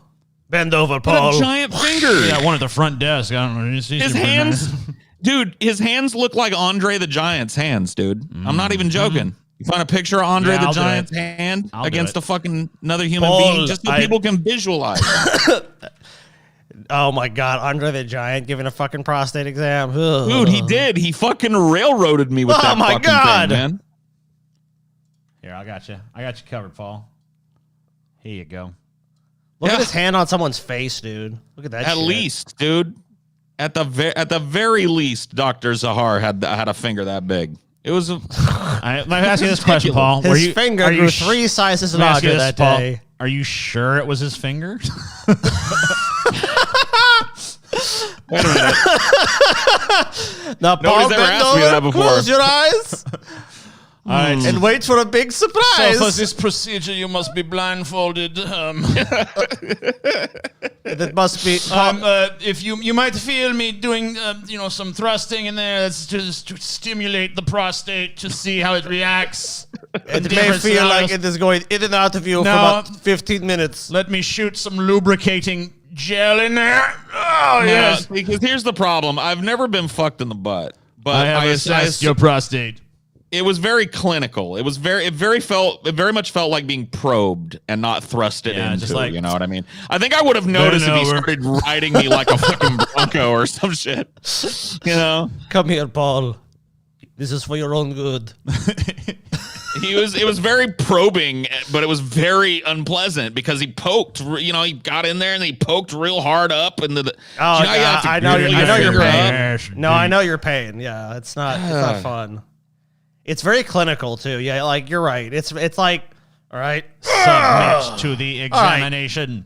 you're good. And now I'm getting close to the age where just like you're supposed to do it for age-related reasons. Like I think between yeah, 40 and true. 45 is when you're supposed to get. You're just like, hey, doc, I What's need a a prostate. dude? That's a exam. colonoscopy, dude. You Do you pretty know much what'd be want to fun? remember You it. should just call all the doctors and shit and be like, call the prostate exam doctors, be like, how big are your fingers?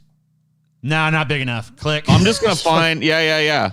I'm just gonna visit doctors, find a female doctor, not to be creepy, but because just on the average they're gonna. And then I'm gonna find the tiniest female doctor that I can find. If I can find a midget female doctor, sign me up. TJ, you need to start a new show, new cast. That's good point, Baron. Good point. Damn. Good point. I'm gonna get replaced. All right, these Baron. fuckers. I'm suing you, Baron. Look after that lawsuit, buddy. I want to fucking find out if Paul is sexy or not, but no one's giving us the fucking donation money. Well, you know, I guess they don't They're so want. mean. They don't want to find out. That's how it goes. They're so fucking mean to me, They Scotty. don't They're wanna being so withholding. I know, right? Why are you guys so fucking Oh. shy with the fucking cash, eh? Mistress, please give us the last little bit of money that we need, please. Yeah, we're And here they're to like, no, Our show is here to fin dom you, for fuck's sake. Come on. no, slave, you can't have anything. Oh, Yes, mistress. please. Please, mistress, please, I'll do anything. Space colonists will likely resort to cannibalism, scientist says. To which I ask, resort? I agree. You know, I mean, come on. Whatever, TJ. I mean, we gotta be honest. Not everybody wants to dine on human flesh. I think a lot of people do, Paul. I think a lot of people do. I think there are a lot of We got representative individuals. now. We got fucking Army Hammer and shit. He's up there representing. But here's you the know? thing, TJ. Look, you know, not everyone's gonna want to do it, but someone's gonna want to do it. It's like, look, we're in space. We can do Especially whatever go we want. to space. I mean, that's the whole reason. What better rules- reason to go to space? Look, there's no laws in space, ain't right? no fucking. Last I checked, ain't no law in space. We're all on Mars and shit. That's where you do what you want. And you know what, dude? You could sabotage. If they send you, you sabotage the food supply. Oh my God, all the food's been spoiled. What can we do? Cannibalism. The only answer is cannibalism. They're going to eat each other if there is no other way to survive, or if they just feel like it. So then TJ will be like, look, guys, I'll take one for the team. You can just eat me. I don't want to be eaten, but you know, I mean, look. I mean, I really hate to be the one to lay down and DJ, sacrifice, but, you know. You have just completely excluded yourself from ever being considered as a space colonist. Why? Congratulations. Nobody is going to get the guy that openly says, like, yeah, it'd be cool maybe if we just all ate each other. Anyway, have a nice hypersleep. See you on Oregon 9. You know what I mean? It's just not going to happen. It's like got the TJ. salt shaker, like, you know, like. Yeah. He just tenderizes himself. Nobody wants you on the ship, yeah, man. tenderize this meat. That's like a Kim Kardashian bitch in front of me. I'm like hitting her ass with a meat tenderizer. Like, it's not a sexual thing, I swear. I'm just, you know, making sure it's good later. Jesus. As if things No, weren't. Yeah, what's up? I think the idea behind this is not that people will immediately descend into cannibalism, because no matter what people say, there's like, you know, very small proportions of people that actually want to eat other people. We have a natural genetic aversion to it because it's really dangerous. You can get any number of horrible diseases from eating a human. Yeah, the prions, man. Prions, that's what we call them. especially prions the up in brain. your fucking brain meats. But you don't want to eat human Then you meat. get the It's not good. shakes. It's not good. But I think the real reason for this is most people misunderstand, and I'm not saying that I'm like some kind of expert, but I think most people underestimate the Herculean feat it's going to be to establish some kind of permanent colony anywhere. Right. Even if it's on the moon. But let's just say Mars, right? Yeah. Okay. Now, there is a possibility that in 1,000 years, 2,000 years, if there's concerted effort on the whole planet's part, that Mars is a big biodome is there, or maybe they can start, terraforming the atmosphere to the point where it's more and more breathable and, you know, it becomes a more lush planet or whatever. Maybe. But the fact is, it's going to take thousands of years to get to that fucking point. That's great, Paul. Anyway, we're going to find out how sexy you are because we met our goal. We passed the $100. I should probably have like some kind of alert when we get the Streamlab. I'll set that up next time. Yeah, we didn't alert because I didn't know. Yeah, I just looked over here and saw we passed it up. 131 we're at. This is time, ridiculous Paul. that I even have to prove It's that I'm time, sexy. Paul. Are you sexy or are you not sexy, Paul? I think the people already know the answer. Discover the truth. Oh, the truth. You know, it's one thing to think you have the answer, but then it's another thing to take a BuzzFeed quiz that makes the answer official, Paul. Okay. All right. Fair enough. I didn't know BuzzFeed was the ultimate legitimizer at this point. But it is. all right. Well, So, Paul, you got to answer these questions. Is a beach trip a sexy getaway? a beach trip. I mean, you know, here's what I'll say. I'm going to try and be, because I really want to be academic with this. The people paid for this shit. Yeah, they don't want me to just go, The people paid good money. No, you got to get into your reasoning for sure. Right. And so for me, do I immediately think of sex when I think of the beach? No. But I feel really good at the beach. I feel like vibrant and alive and stuff at the beach. And that to me is, you know, even non-sexually can be kind of sexy, you know, when you're feeling real alive and good. So I'll say, yeah. You got a passion for it. I've seen it. I seen you do that thing where you like walk into the ocean and shit. It's like, a weight is lifted, you know? Yeah, for sure. So sure. Yeah, I'd say yes on that one. It is a sexy All right, so how about a weekend in a log cabin? Is that sexy? I mean, kind of too, yeah, because you're out in the middle of nowhere, right? Away from society, yeah. Nobody's going to hear any smacking sounds or any moans or grunts or mid-coitus farts or anything. It's right. like it's all. So even if you're like a nature. shy person naturally, you can be a little bit more, You can be free. You can let the yeah. you can let the beast out. Right. In a log cabin. You know what I mean? So yeah, yes. for sure. Okay. An afternoon of wine tasting. Now, hold on. Before we go on to this, whatever in the chat said Paul's probably never boned on the beach. You're absolutely right. Boning on the beach is kind of like... Yeah, my understanding of, and I've never done it myself, but my understanding is that boning on the beach is kind of overrated because of all the sand, which is not great as lubricant, Even in the water, like if you wade out into the water, all of that water that's washing in onto you is filled with granular sand and shit. And so getting sand up a cooch and then plunging a penis in and out of it, it's not great choice. I mean, at the very least, you should lay down a fucking towel and have some like actual. Even then, though, because the sand is blowing. Yeah. Think about how wet and slippery it gets down there. Mm-hmm. Everything is all smacking together. All the fluids are mixing, and then and a breeze comes off the fucking ocean, and the sand blows and gets all mixed into that, and then now you know what I mean? It's gritty then. It's not pleasant for anybody involved. So yeah, I'll admit it. I've never fucked on a beach. There you go. What about this wine tasting? Is that sexy? No. To me, wine that. tasting doesn't scream like. I guess people would say like, it could be An aphrodisiac. It could be like romantic if you're doing it and that for that reason. Like, hey, we're gonna go do some wine tastings and then later we're gonna fucking blah blah blah blah blah. But like on its own, I don't associate it with sexiness. A wine tasting thing, I've done it. How about a camping trip? No. Paul's like, no. I mean, I just gotta say no because like that much, like the log cabin, I'm all for that because there's what's in a log cabin? You're in a bed. structure at that point. But There's you're in a like bed. some tent in the woods. There's like bears. This is like scary. Fuck that. Yeah, because what if some bear hears us mating? Bear's like sounds like easy fucking prey right now. and you're in the 2-man tent and you're just going at it and all of a sudden this boned up grizzly bear is like and now it's a threesome that nobody wanted. That wouldn't happen in a log cabin. So I'm gonna go with no on that. So I just want to let you guys know it's $200 to summon Banana Monkey, $200 in donations, and it's $250 in super chats to cast us into the Shapiro zone. Anyway, is a movie night a romantic date idea? Kind of depends on the movie, I'd say. Yeah. Right. Paul's I mean, quiz, they don't allow a lot of nuance in these, but yes, I will say that a lot of my first dates have been movies. There you go. Is stargazing a romantic activity? Sure, if you live in a place where you can see the fucking stars, for sure. Is it a turn on when someone asks you to dance? No. I think we all know the answer. I think we all knew that one. Is a couple's massage a fun, sultry activity? I've done it. And I have to say unequivocally, yeah. It was kind of hot. It's like, whoa. Do you think chivalry is sexy? You're talking about like, okay, so Chivalry. Chivalry meaning like laying your fucking coat in a puddle or like, don't open the door. Let Opening me the get door off. for your lady and all that such, Right, and all that stuff. Do I think it's inherently sexy? No. Because, here's the thing.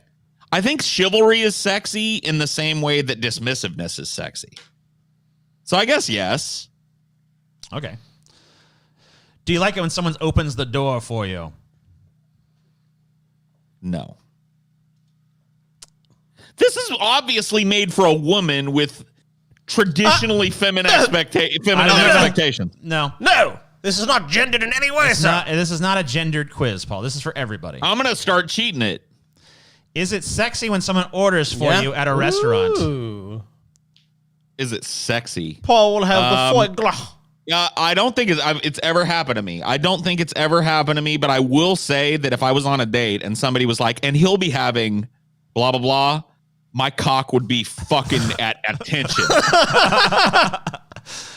Someone buys you a drink. This is female quoted stuff. You're right about that. So you're going to have to like kind of like, Well, it's true, though. And this is I've been bought a drink, and I'm a dude. Paul's been bought a drink. Come on. Yeah. I've been bought a drink because of who I am, though. Like, If people see me and they're like, "You're the greatest human being to ever exist," I need to buy you a drink. Oh, I mean, did it give you a little boner though? You're like, damn, I am the greatest human being. No, ever.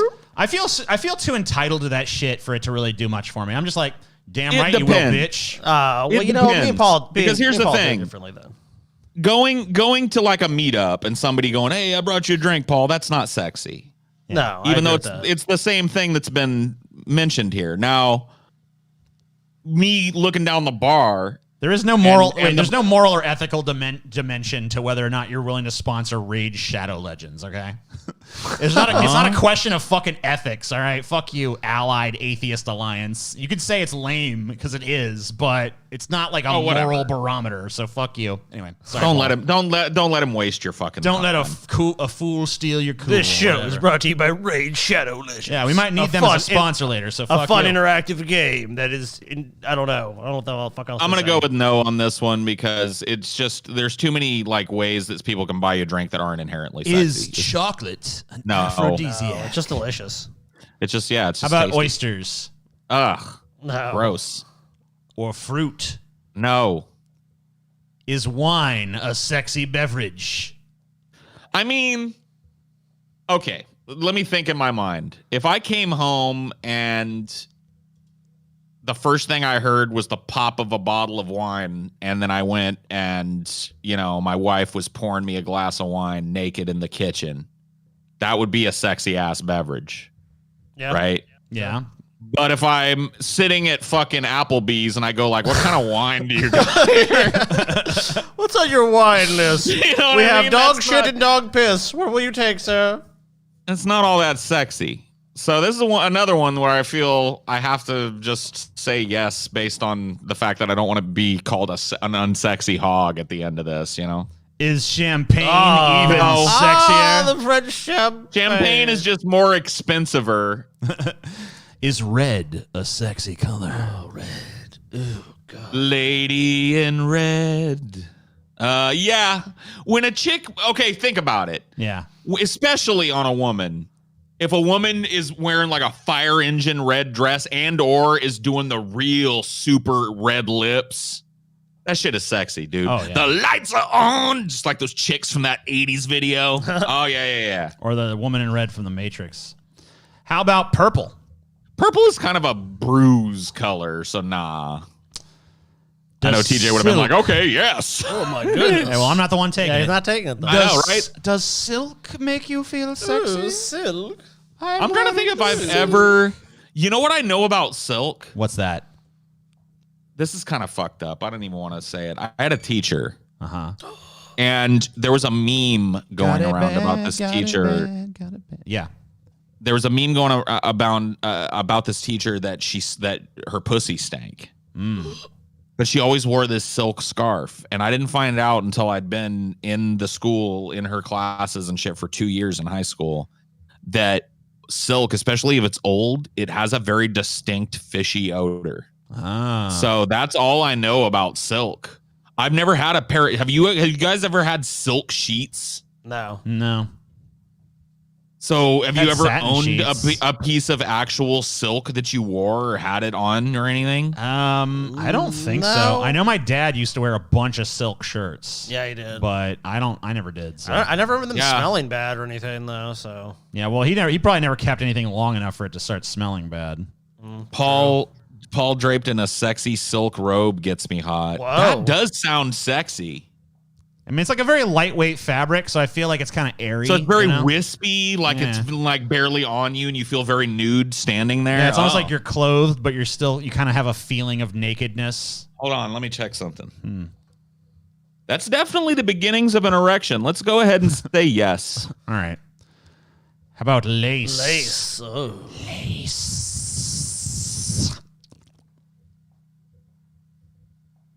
Yes. Of course. Do lit candles set the mood? I got lit candles right here. Have they set the Did mood? they set the mood for the show? Set the mood. Well, I don't know. I mean, I want the mood to be set all the time, So do you feel like it's doing the job? Sure. I mean, it's a pretty sexy smell. Do you like a romantic playlist? Ooh. I don't have a romance music playlist. Do you have a romantic play? You already answered that. No? Right. Are fishnet I didn't say. Well, tights- go back. All right. Sorry, I didn't mean to jump Yes, the I gun. do like a romantic playlist. I just don't have one. Well, I can't change the answer, so you're fucked. Oh, TJ. bullshit, bullshit, bullshit, quiz is not bullshit. right. There's now a margin of bullshit. error, I guess. Are fishnet tights sexy? Yes. Okay. I mean, come on. How long is this fucker? How about high heels? Yeah. Yeah. The higher, the sexier, right? Do you go wild for a pair of tidy whities? do you fall? Yeah. Who doesn't? Sure. So Jude Sure, Law, yeah. you just put Jude Law in it, you know. Yeah, that's that- your- Jude Law and some tidy whities, or just a nice twink and some tidy whities. I could dig it. Does receiving a thoughtful gift get you in the mood? No. It gets me in the mood to be more thoughtful the next time I give that person a gift. Do you like it when someone does favors for you? It doesn't really have anything to do with sexiness, I guess, but Do us a little favor, Sexual Paulie. favors? I don't know. It Like, doesn't no, say I that. don't. I really don't like it when people do favors for me. Do you like doing favors for others?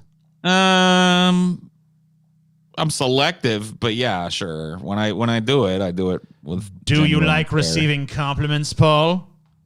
No. I hate it. Like most people do, right? I never loved a compliment. Do you like complimenting others? Sure. Is it sexy when someone cooks for you? This is like the eternal quiz, man. This is never going to end. We're never going to find out if you're sexy or not. Is it sexy? I don't know, when they man. cook It for did you, say Paul? definitive or whatever. Yeah, I mean, I guess it takes a lot to really know. No, it's not inherently sexy when someone cooks for me. How about if they clean for you? That just makes me think of like a French maid, which is kind of sexy, Yeah, but French maid cleaning for me is sexy, but like that's just somebody cleaning up or whatever. That's not sexy. not sexy. Do you like public displays of affection? Yeah, like holding hands and hugging and kissing in public, sure. Do you like holding hands? Yeah, I You like said holding yes. You said that. Do you like using pet names? Yeah. Is it romantic to sit on the same side of the booth at a restaurant? No. I actually like sitting across from the person that That's how I wanna feel be too. romantic Sometimes with, Chelsea because I does wanna be want to able look sit in their next to eyes. me at a restaurant. I'm always like, I'd rather look you in the face, but I mean, depending on the makeup you, of who you're like- eating with and stuff too. but if yeah, she I would if rather she's- be if across she's from down you. for it, like she wants to be close in that other way, then that's cool. But I usually Yeah, I like to look at Amelia's eyes. I like when, my fucking you know? space on my side, and I like to Oh, you be want across space, from her, so- TJ? Ah, yes. Yeah. I see. Should one person in the relationship always pay the bill? No. Yeah, the woman. No. No, yeah. No, people should be, especially if it's a relationship, people should. Finally, even they know it's too long. Do you consider yourself to be a sexy person? Honestly, no, I don't. You got, it's time to show people what you're made of. I feel like you've got a lot of potential, but something is holding you back. Don't be shy. Show the world what you're made of. There you go. Yeah. I guess. So are you sexy or not? That doesn't really tell me. I think that's it the kind of- I polite guess way. It kind of implies that, like, you might be sexy if you stopped holding yourself back. Is that what it's saying? Yeah, that's the polite way of it, saying like right now as you are, you're not all that sexy, but if you just busted out a little bit of your sexual shell, you would be more sexy. It's a polite way of saying you're not sexy. Sorry, There's probably Paul. not one that's like, you're a cold fish. Nobody wants to fuck you, because nobody would come back to BuzzFeed to hear they'd be that. like, you know fuck what I you mean? then, All right, BuzzFeed. Can we see if we can fail the quiz and be told we're not sexy? I guess if you want. I mean, that would take forever. You We can saw just do how it long really quick. took. Okay, Let's Just do go it easy no, this time. no. Yeah, Just no. answer no on Say not everything. sexy. No, No. no, Not sexy. No. Don't like it. No. no, No. no, nuh-uh, No. gross, disgusting, No. Gross, disgusting. hideously No. bad, Yeah, hate no. it, hate No. it, hate No. it, don't No. like it, nothing No. sexy, totally No. asexual, blah, No. blah, blah, candlelit No. motherfucking bullshit, No. no, No. no. No. Even No. this way, it takes a long time. No. No, No. no, No. no, No. no, No. Hope we get sexy. no, No. no, No. no, No. no, no, No. no. No. What the See? fuck, So the dude? exact same result. What the fuck? See, We said I no to told you. everything. Yeah. Fuck I these got the quizzes, dude. worst. You got it. The worst. Now, So you're the you bottom know of the what? barrel, Okay, Paul. go back. Go Damn, back. Paul, and you're do the bottom all of the yeses. fucking barrel. All right. I'm curious. I'm curious if you can even get a fucking different result at this point. What happened? Do all yeses. All yes, dude. What has the happened fuck, here? BuzzFeed? Come on. Here we go. Yes to everything. Yes. Oh my god. Yes. Yes. Yes. Yes. Hold Yes. on. Yes. So Yeah. fucking weird. Yes. Yes. Yes. Yes. Oh Yes. my god. Yeah. Yes. Oh my god. Yeah. So hot. So hot. Yes. Right yes. there. Fuck yeah. Yeah. Oh my god. Oh, Yes. God, yes. Yes. It's all Yes. sexy. Everything. Yes. Fruit. Sexy. Wine. Oh my god. It's so. Oh, champagne. Sexy. Say red. Sexy. Oh god. Sexy. Purple. Oh, it's hot. It's all hot. Lace is hot. Candles are hot. Yes. Romantic playlists. I love them. Yes. Fishnets are hot. High heels are hot. Tiny whities are hot. Yes. Gifts are hot. Ah! Favors are hot. Favors are hot. Yes. Compliments are hot. Compliments are hot. Sex. Cooking is Yes. hot. Sexy. Cleaning is hot. Yes. Public displays of affection. Holding hands is hot. Pet names are hot. Yes. Yes. Same Yes. booth. It's all sexy. Yes. Oh. It's exactly the same. You What cannot the get a different fuck? result. This quiz. This quiz Fuck just gives this the exact fucking same quiz, result no you matter fuck what. it. Dude, this is the biggest bullshit fucking quiz. After all this shit, it doesn't even have different results. You say yes to everything. It's all like Say yes to everything, Hey. no to everything. It's always the same this result quiz no is matter fucking what. rigged. This quiz is fucking worthless, dude. This quiz is a BuzzFeed- fucking BuzzFeed lie, is a fucking- bro. Live on this fucking show, we exposed BuzzFeed Scam. as a fucking scam. BuzzFeed scam. Yeah, we gotta fucking put this on our fucking little TikTok, Scam whatever. Like, feed. this is how BuzzFeed is a scam.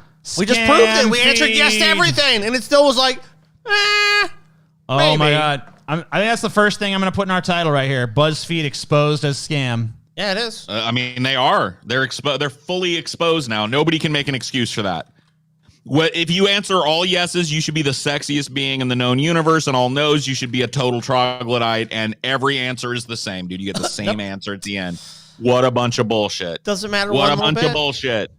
Yeah, guys, you know how much it matters? BuzzFeed, I'm Brutal. holding you accountable personally for this shit. 'Cause Brutal, you brutal, wasted brutal. how many minutes of our I would time like to collectively? I don't know. Speak to Long Mr. time. BuzzFeed, Mr. Total BuzzFeed bullshit. himself, and tell him. That's- It's a literal monkey button. Uh-huh. They've created a monkey button to summon monkey. Just boop, boop, boop, boop, boop. Speaking of that, at $200, you literally can summon monkey. So That is true. if you want to summon If you Banana want Monkey, some at monkey. $200 in donations, you summon. We're at $60 away from that. We're about, I don't know how far we are from being cast in the Shapiro zone. I don't think that's going to happen. We're only at $34 in super chat revenue, whereas I think we need $250 to actually go to the Shapiro zone. So I might have made these too ambitious for this first episode, but whatever. But you live and you learn. Live and learn. Wasn't really sure because we've never really done super chat or Streamlab kind of shit on this channel before. At least it's been a very long time if we ever did.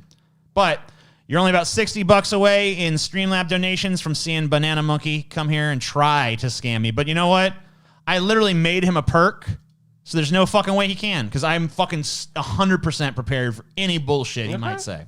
That's what you're saying now, but you don't know. No, he ain't fucking. I mean, like You don't Scotty, know. He ain't fucking getting me at this point.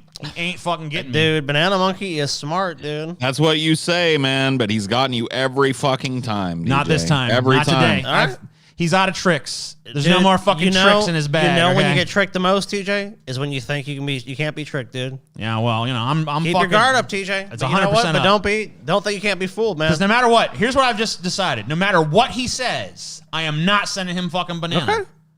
Now maybe he won't even get summoned and it won't even be an issue. And I won't even have to fucking worry about it. But I'm just saying, it ain't fucking happening. It might happen, so you gotta be So prepared. you guys remember the dumbass little baby from the Nevermind album who fucking tried, like he grew up and tried to sue Nirvana? Right, For, he like, tried to child act like porn or his- whatever. Yeah, he tried to act like that cover was one, pornographic, which it wasn't. It was a fucking newborn baby swimming in a fucking pool. And two, that he was somehow personally damaged by the fact that they published his Yeah, like tiny as if little anyone baby ever in pecker. his life walked up and, hey, aren't you the Nirvana baby? I know that dick, dude. I've seen that dick. Cover of Nevermind. Never happened in his fucking life. Even though he recreated it later, like he did it for like the 20th anniversary or some but shit. now he's traumatized by it, though. This is ridiculous. If anything, this guy's probably gotten laid more times in his life than he can count because he can correct. yeah. Like people can Google him and see that he's telling the truth. I'm the kid on the Nevermind album. Oh, I want to fuck that dick. So this guy was just trying to double dip into what's left, and I'm saying what's left because you got to remember the whole legacy of Nirvana has been in the hands of Courtney Love for who knows how many fucking years. So what she's done with it and shit, who knows? But God, man, she squandered some money. I know that. Yeah, he wanted to double dip, and he literally wanted to pick Kurt's pocket, like dig him up and pick his dead ass pocket. So fuck him. Good on this judge, because this is the most ridiculous shit I've ever heard in my entire fucking life. A federal judge has dismissed this completely frivolous lawsuit. I reject every premise of this lawsuit. I reject the premise that there was something wrong done by creating that cover, which is an iconic 90s rock cover. Hey, guys, it's not entirely over. Judge Fernando M.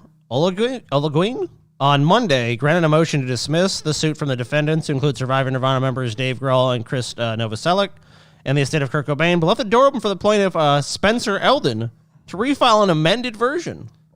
So it's possible this could come back. The dismissal came after Eldon's attorneys did not file an opposition to the defendant's motion to dismiss by December 30th deadline.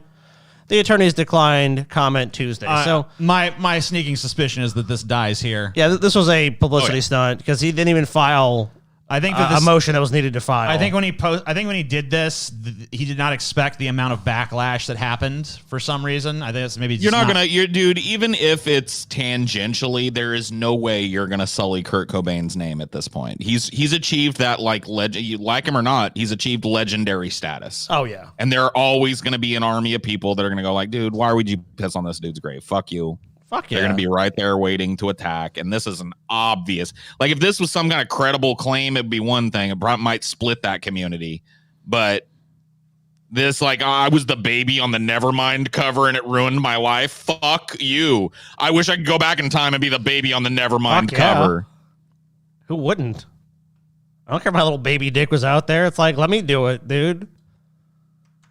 He's ironically still chasing the dollar, someone in the chat said. That's true. Yeah, he is. Yeah, seriously, still with that fish hook. Yeah, still swimming after that fish hook. Yeah, he's a little bit older now, but he's still chasing the dollar on that fish hook. 90-Day Fiancé star retires from selling farts after heart attack scare. How did she have a heart attack scare? What? She tried too hard to fart and had a heart attack. She was pushing too hard. Oh my God. Strained her system. Dude, she was making all this money selling her farts, and she made $50,000 selling her farts in a jar. So, like, yeah, this bitch was trying to fart as much as possible, and I guess she fucking had a fart attack. Oh no. A reality star who launched a gassy venture peddling her fancy flatulence to strangers. What makes her flatulence fancy? Yeah. Because she charged for it? Is it because it costs money? Or is she just like an inherently fancy person because she's fancy, so her farts are fancy? If you fart for a living, you're not fancy. So not to mention, unless the company confirms, I highly doubt she made 50,000 a week selling farts. I mean, who would fucking pay her for a fart? I mean, people who are into farts. But I mean, you don't even know if you're getting a genuine fart. Like, I guess she was going to fart in their face, or there was some credible way of knowing. Well, let's see. The Connecticut resident had gained international recognition after appearing on the reality show 90-Day Fiancé and later started her own YouTube channel, wrote books, and founded an X-rated subscription site called Unfiltered.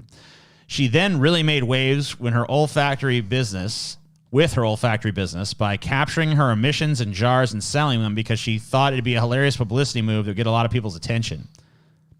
But after making $200,000 in sales, the influencers announced her retirement when she passed one too many and got the wind knocked out of her, Jam Press reported. Mata was rushed to the hospital with chest pains as she feared were symptoms of a heart attack, according to the outlet. After undergoing a battery of tests, including blood work and an EKG, Mata was told the pain was the result of her steady diet of gas-inducing beans and eggs. So this bitch just had gas. Oh my God. She did not have a heart attack. She just had bad gas because she was eating gassy foods to fart in jars because people were fucking paying her for it, okay? It's not a fucking heart attack. If she really made $200,000 selling farts, I thought I was having a stroke, and these were my final moments. I was overdoing it. What a tragedy. Society would have lost so much. Dude, can you imagine being of the simp level that you're going to buy somebody's fucking fart in a jar?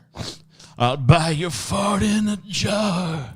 No matter how far. I mean, you can ask people in the Balkans, dude. We're a bunch of crusty neckbeards, and even I don't think any of us would have paid for a fucking fart in a jar. I mean, I don't know. How much does it cost? I mean, damn, how Yeah. much we selling it for? How much we talking about for this fart now? This girl's name sounds kind of Balkan. Stefanka is her name. Oh, shit. I mean, look, I don't necessarily want the fart for myself because it's not my thing, but what if you hold on to that fart and it fucking accrues in value over time, you know? What if that fart one day is worth a little bit more, you know? This fart, you know, she's not even alive anymore. A lot of these dudes, they buy the fart jar, they open it up, then this bitch dies. There's still demand for her farts. You got the fucking fart. She you got sold the supply, them for you know? $1,000 per jar. That's what someone in the chat said. Imagine though, if she died from this, how much it'd be worth if you had one of those. Look, I've got one of these. She's dead. Be worth like 10,000, 50,000, What's the science 100,000. on this? Like, how long does a toot last? You know what I mean? If Let's see. Because eventually it's gonna have to leak out of that, How right? long will a fart? Well, I mean, if it's stay sealed like a in mason jar, it's sealed. Like mason jars. I think and even shit. I think even a fucking like airtight container will not hold a fart forever. I think No, it does it's gonna leak out eventually. somehow still because like there's no such thing as like truly solid matter, right? So let's see. There's got to be someone's got to have done the science of this. Like, because like, I'm kind of interested in getting one just to see if a jarred fart survives the journey from asshole All right, to so nose. here's the question. Can you save a fart in a jar? They figured an equally foul vapor like a fart could combat the disease, so they suggested... I don't even know what this is referencing, blah, blah, blah. But yeah, I just want to know, can you do it? They don't even answer It the doesn't fucking answer the question. question, so it's bullshit. It's like clickbait to get you to watch some this stupid video. People used to Man, fart everything in these a days is jar to fucking ward off the clickbait, bubonic plague. You know, send a fart in a jar to people you hate. Oh, cool. Okay, here's a question. Here's like a science question on Reddit. Or it's like whatever. If you fart in a vacuum seal bottle, how long will the smell stay there? So according to some random person on Reddit, so take it with a grain of salt, farts smell largely because of the sulfur in them. If you're able to capture a fart completely in a bottle and seal it, the smell should be there pretty much indefinitely so long as you're not exposing it to sunlight for long periods of time. Other types of ionizing radiation or extreme heat. The problem with this is that you don't fart very much gas each time. The average person farts about half a liter a day, and a particularly large fart would be barely 100 milliliters of gas. So if you wanted the bottle to smell when opened, you'd need to get a large majority of that gas into a bottle, which is not so easy to do. So essentially, they're paying for nothing.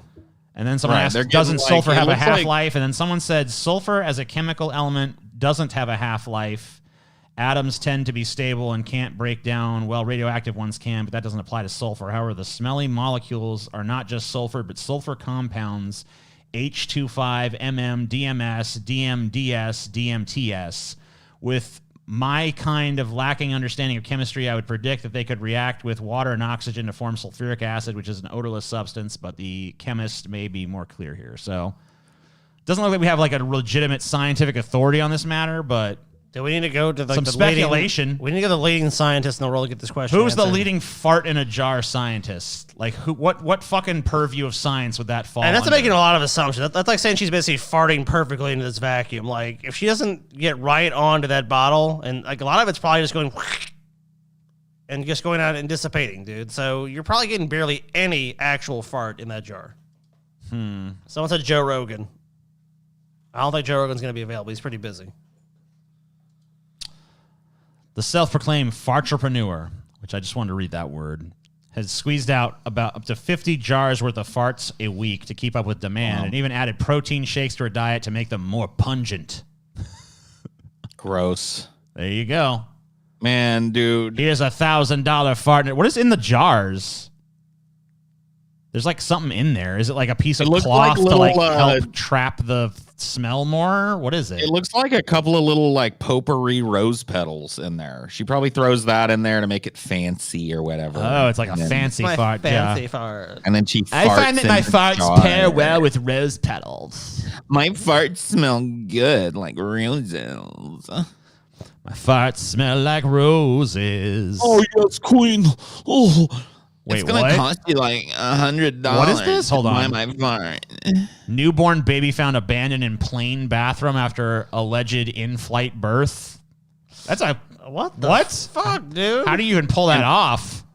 I mean, I'm kind of like impressed that they fucking managed this. I mean, it's got to happen once in a while, you know? I guess they've found the woman and arrested her, but that's fucking crazy. Well, yeah, she dumped the baby in a fucking trash can. This is not actually a new story. This is from like a few years ago, but I was like, I just found this and I was like, this is funny. How do you get banned from every farm in Britain? Old perv gets banned from every farm in Britain. I get he's supposed to be a perv, Damn. but like that is a fucking achievement. He went. What did he do? He tried to like fuck like a piece of corn or something. What did he do? A church-going pensioner found guilty of sexually assaulting a farmer's cows has been banned from every farm in Britain. Dude, you fucked a cow? Come on, bro. John Curnow, 80, was finally busted molesting cattle at a farm in Uxbridge, West London, a decade after his first visit. Susan Howie caught Curnow twice with his pants and trousers round his ankles and courting her cattle at the 600-acre park lodge farm. Curnow claimed he visited a church near the farm once a week because he liked the view. Like the view of that cow's ass. Oh, yeah, I love this church. You can see them Look cows at that out cow there. pussy. God, that's fine. I guess he's I British. like fucking I cows, like I to do. fuck. What are they didn't even call them cows. There's another. The British fucks have another word for cows. Yeah, they call them wobbly moos. Wobbly. Whatever. I can't wait to stick my tallywhacker in them wobbly moos. I can't. How he described her horror as she busted the octogenarian mid-masturbation. He had his left hand interfering with the cow and his right hand on a part of his lower body his shirt was covering. Let's just kind enough to do that. He stopped and looked up, grabbed his boxers and trousers, and ran to the stile. On the second occasion, she arrived at 8:30 p.m., a bit late with the milking. It was the same field as before. This time he had the whole hand in the cow. He grabbed his trousers and boxers, and he ran for the stile, and he actually fell over the stile because his trousers fell down when he was trying to get over it. I was disgusted. We gave nobody permission to touch or interfere with our cows. It might seem funny to you, but they are family. They are not just cows. Damn. Curnow, who uses a walking stick, was also spotted by two sisters who said they saw him insert his left arm up to his shoulder into the back end of the beast and perform a solo sex act. On a third occasion, Meave and Adine McHugh were about 150 yards away as they watched Curnow trying to have sex with a cow for around 30 minutes. He was very persistent. They he was very watched it for- determined. Yeah, they sat and watched it for 30 minutes. You. This guy's trying to fuck that cow. Damn, what's he doing? Oh, damn. Like, who's actually committing the crime there? You know what I mean? Hurry up. Come on, you're gonna fuck the cow Hurry or up, not? old man. Is this old man gonna fuck this cow or what? I've been here for Hey, 30 hurry up, fucking buddy. minutes. Jesus. Sounds like they got their 30 minutes of fucking entertainment out of it. You know what I mean? So maybe they should be indicted Yeah. too. Or maybe they owe this guy some money since he fucking obviously captivated But their you know what? interest for so long. He has a rock solid defense, a rock hard defense. I mean, apparently not. It took him 30 minutes. Do you know what sets this one off for me more than anything in the world? What? The fact that this was all presided over by some lordly looking dude in a powdered wig, dude. Oh, This yeah, is that's in Britain. true. are accused. There's some British You have lord been had to be accused like, of cow fuckery. Cowbuggery. You stand accused of cowbuggery, having had your arm henceforth elbow deep within the cow of this woman, and I am henceforth dispensing justice upon thee, banning thee from any sight. Like, that's what really makes this funny. If this happened in like America, it's just kind of sad and tragic. But the fact that this happened in Britain makes it fucking Well, you hilarious. didn't go I'm to sorry. his defense. Oh, okay. Sorry, I missed it. Yeah, dude, he has a fucking, like I said, he's got a rock solid defense. Curnow claims to not have masturbated in over 3 years due to medication he is on and said that he has not been in a relationship for 50 years. He continued to deny the charges after the hearing and said he would sue the police. Yeah. On his way home to him. Wembley, northwest London, he said angrily, "I'm going to appeal. There is no evidence. I have no choice. I'm suing the police too. Why would I drop my trousers? I never did it. It is their word against mine." Wow. Speaking outside the Little court, turd. Farmer Ian Howie said, "He's been visiting us for 10 years, but we never considered anything like this. This is the first time he has been caught by police. We assumed that he liked the area and just liked cows. We did not realize he liked them that much." Yeah, he really liked the cows. Yeah, we knew he liked the cows, but we didn't know he liked them that much. So they actually probably, you know what it was? They probably just thought this guy was a guy who's like, "Oh, nice cow." Apparently there's a lot of memes about Welsh people fucking sheep. I don't even know if they're memes. Maybe Welsh people really do fuck sheep. I don't know, man. I don't know if there's anything particularly Welsh about that. Yeah, like we don't know if I don't know shit about Wales. They do. So. People are just saying they do. They're just like, yeah. All right, I'll take your word for it. You guys probably know better than me, man. Now we're back to the beginning of this shit. So just want to say we do have some other shit to pull here. We got hopefully no cows. You can summon Banana Monkey for 200. You can cast us in the Shapiro Zone for 250. Those are the fucking upcoming ones for super chats and for donations. To the Shapiro Zone. But we're gonna move on from that for the moment. I thought we could do. I wanted to do this the other week. But you week, huh? You gave democracy a chance. I gave democracy a chance and it failed as usual. Of course. And they chose the wrong fucking thing. They made us look at a bunch of boring ass entertainment news. So this week we're gonna fucking do it, dude. Oh yeah? Yeah, this is fucking. What is this? I want to look at these advice. Dear Abby, I have a fascination with advice columns. man's desire to win arguments about religion, spirituality, make him an outcast. So I think this one might actually be about me. Ooh. I don't know. Because it said he was like always demanding proof from people. Livestock He's always sodomy. screaming all this nonsense about proof. I don't know. He's a crazy guy. Dear Abby, my significant other is a super nice guy. Well, it's not about me. Never mind. Who everyone likes and gets along with until the topic of religion, spirituality, and afterlife come up. Any discussion of these subjects, whether or not it involves him, is injected with his sarcasm, hostility, and sharp criticism. He refuses to be silent during the discussion and ends up... Wait, what a jerk. He refuses to be silent during the discussion. Shut your mouth, sir! How dare you offer your perspective on these matters? I mean, if he's like interrupting when people... the topic of religion is brought up, you silence yourself, sir. Ends up intimidating people, which leaves everyone feeling judged and negative. I have tried telling him his attacks are unnecessary, unwelcome, and as closed-minded and naive as the arguments put forth by those who unquestionably follow any set of teachings. His diatribes are long, monotonous, offensive, and always ending with, show me proof, which is nearly impossible. He considers it a win. Yeah, I would say if someone makes a claim and then they can't prove it, and you call them out on it, you do actually win. You can take the quotes off of that. TJ, I can jump over your house. Well, show me proof. Well, I can't. Oh, well, then you're wrong. You're just conceited. Yeah, you're offensive and conceited. Why don't you just... And then it reinforces behavior. We've had this discussion several times, and I'm not getting through. I have a strong belief system, and I believe everyone has their own process for achieving spirituality. This is why I can't accept him as he is. And I'm happy to spar with him in private. Or I can't accept him as he is. And I'm happy to spar with him in private. How do I convey how inappropriate and disrespectful his behavior is when he hijacks a discussion with his uncalled for arguments and negativity? Yeah, negativity equates with asking for proof of what they're saying. All right. So this guy, basically, like when people start making outlandish, otherworldly claims about the very nature of reality, he doesn't just let them get away with it. So he's a piece of shit, I guess. How dare he? Yep. So, What a ruffian! so here's what. How impertinent of him. Let's see. Here's the dear Ab. Here's Abby's answer. All right? partner, how unfortunate, not to mention rude and obnoxious, Rude and obnoxious. that your significant other cannot control his impulse to hijack other people's conversations on these subjects.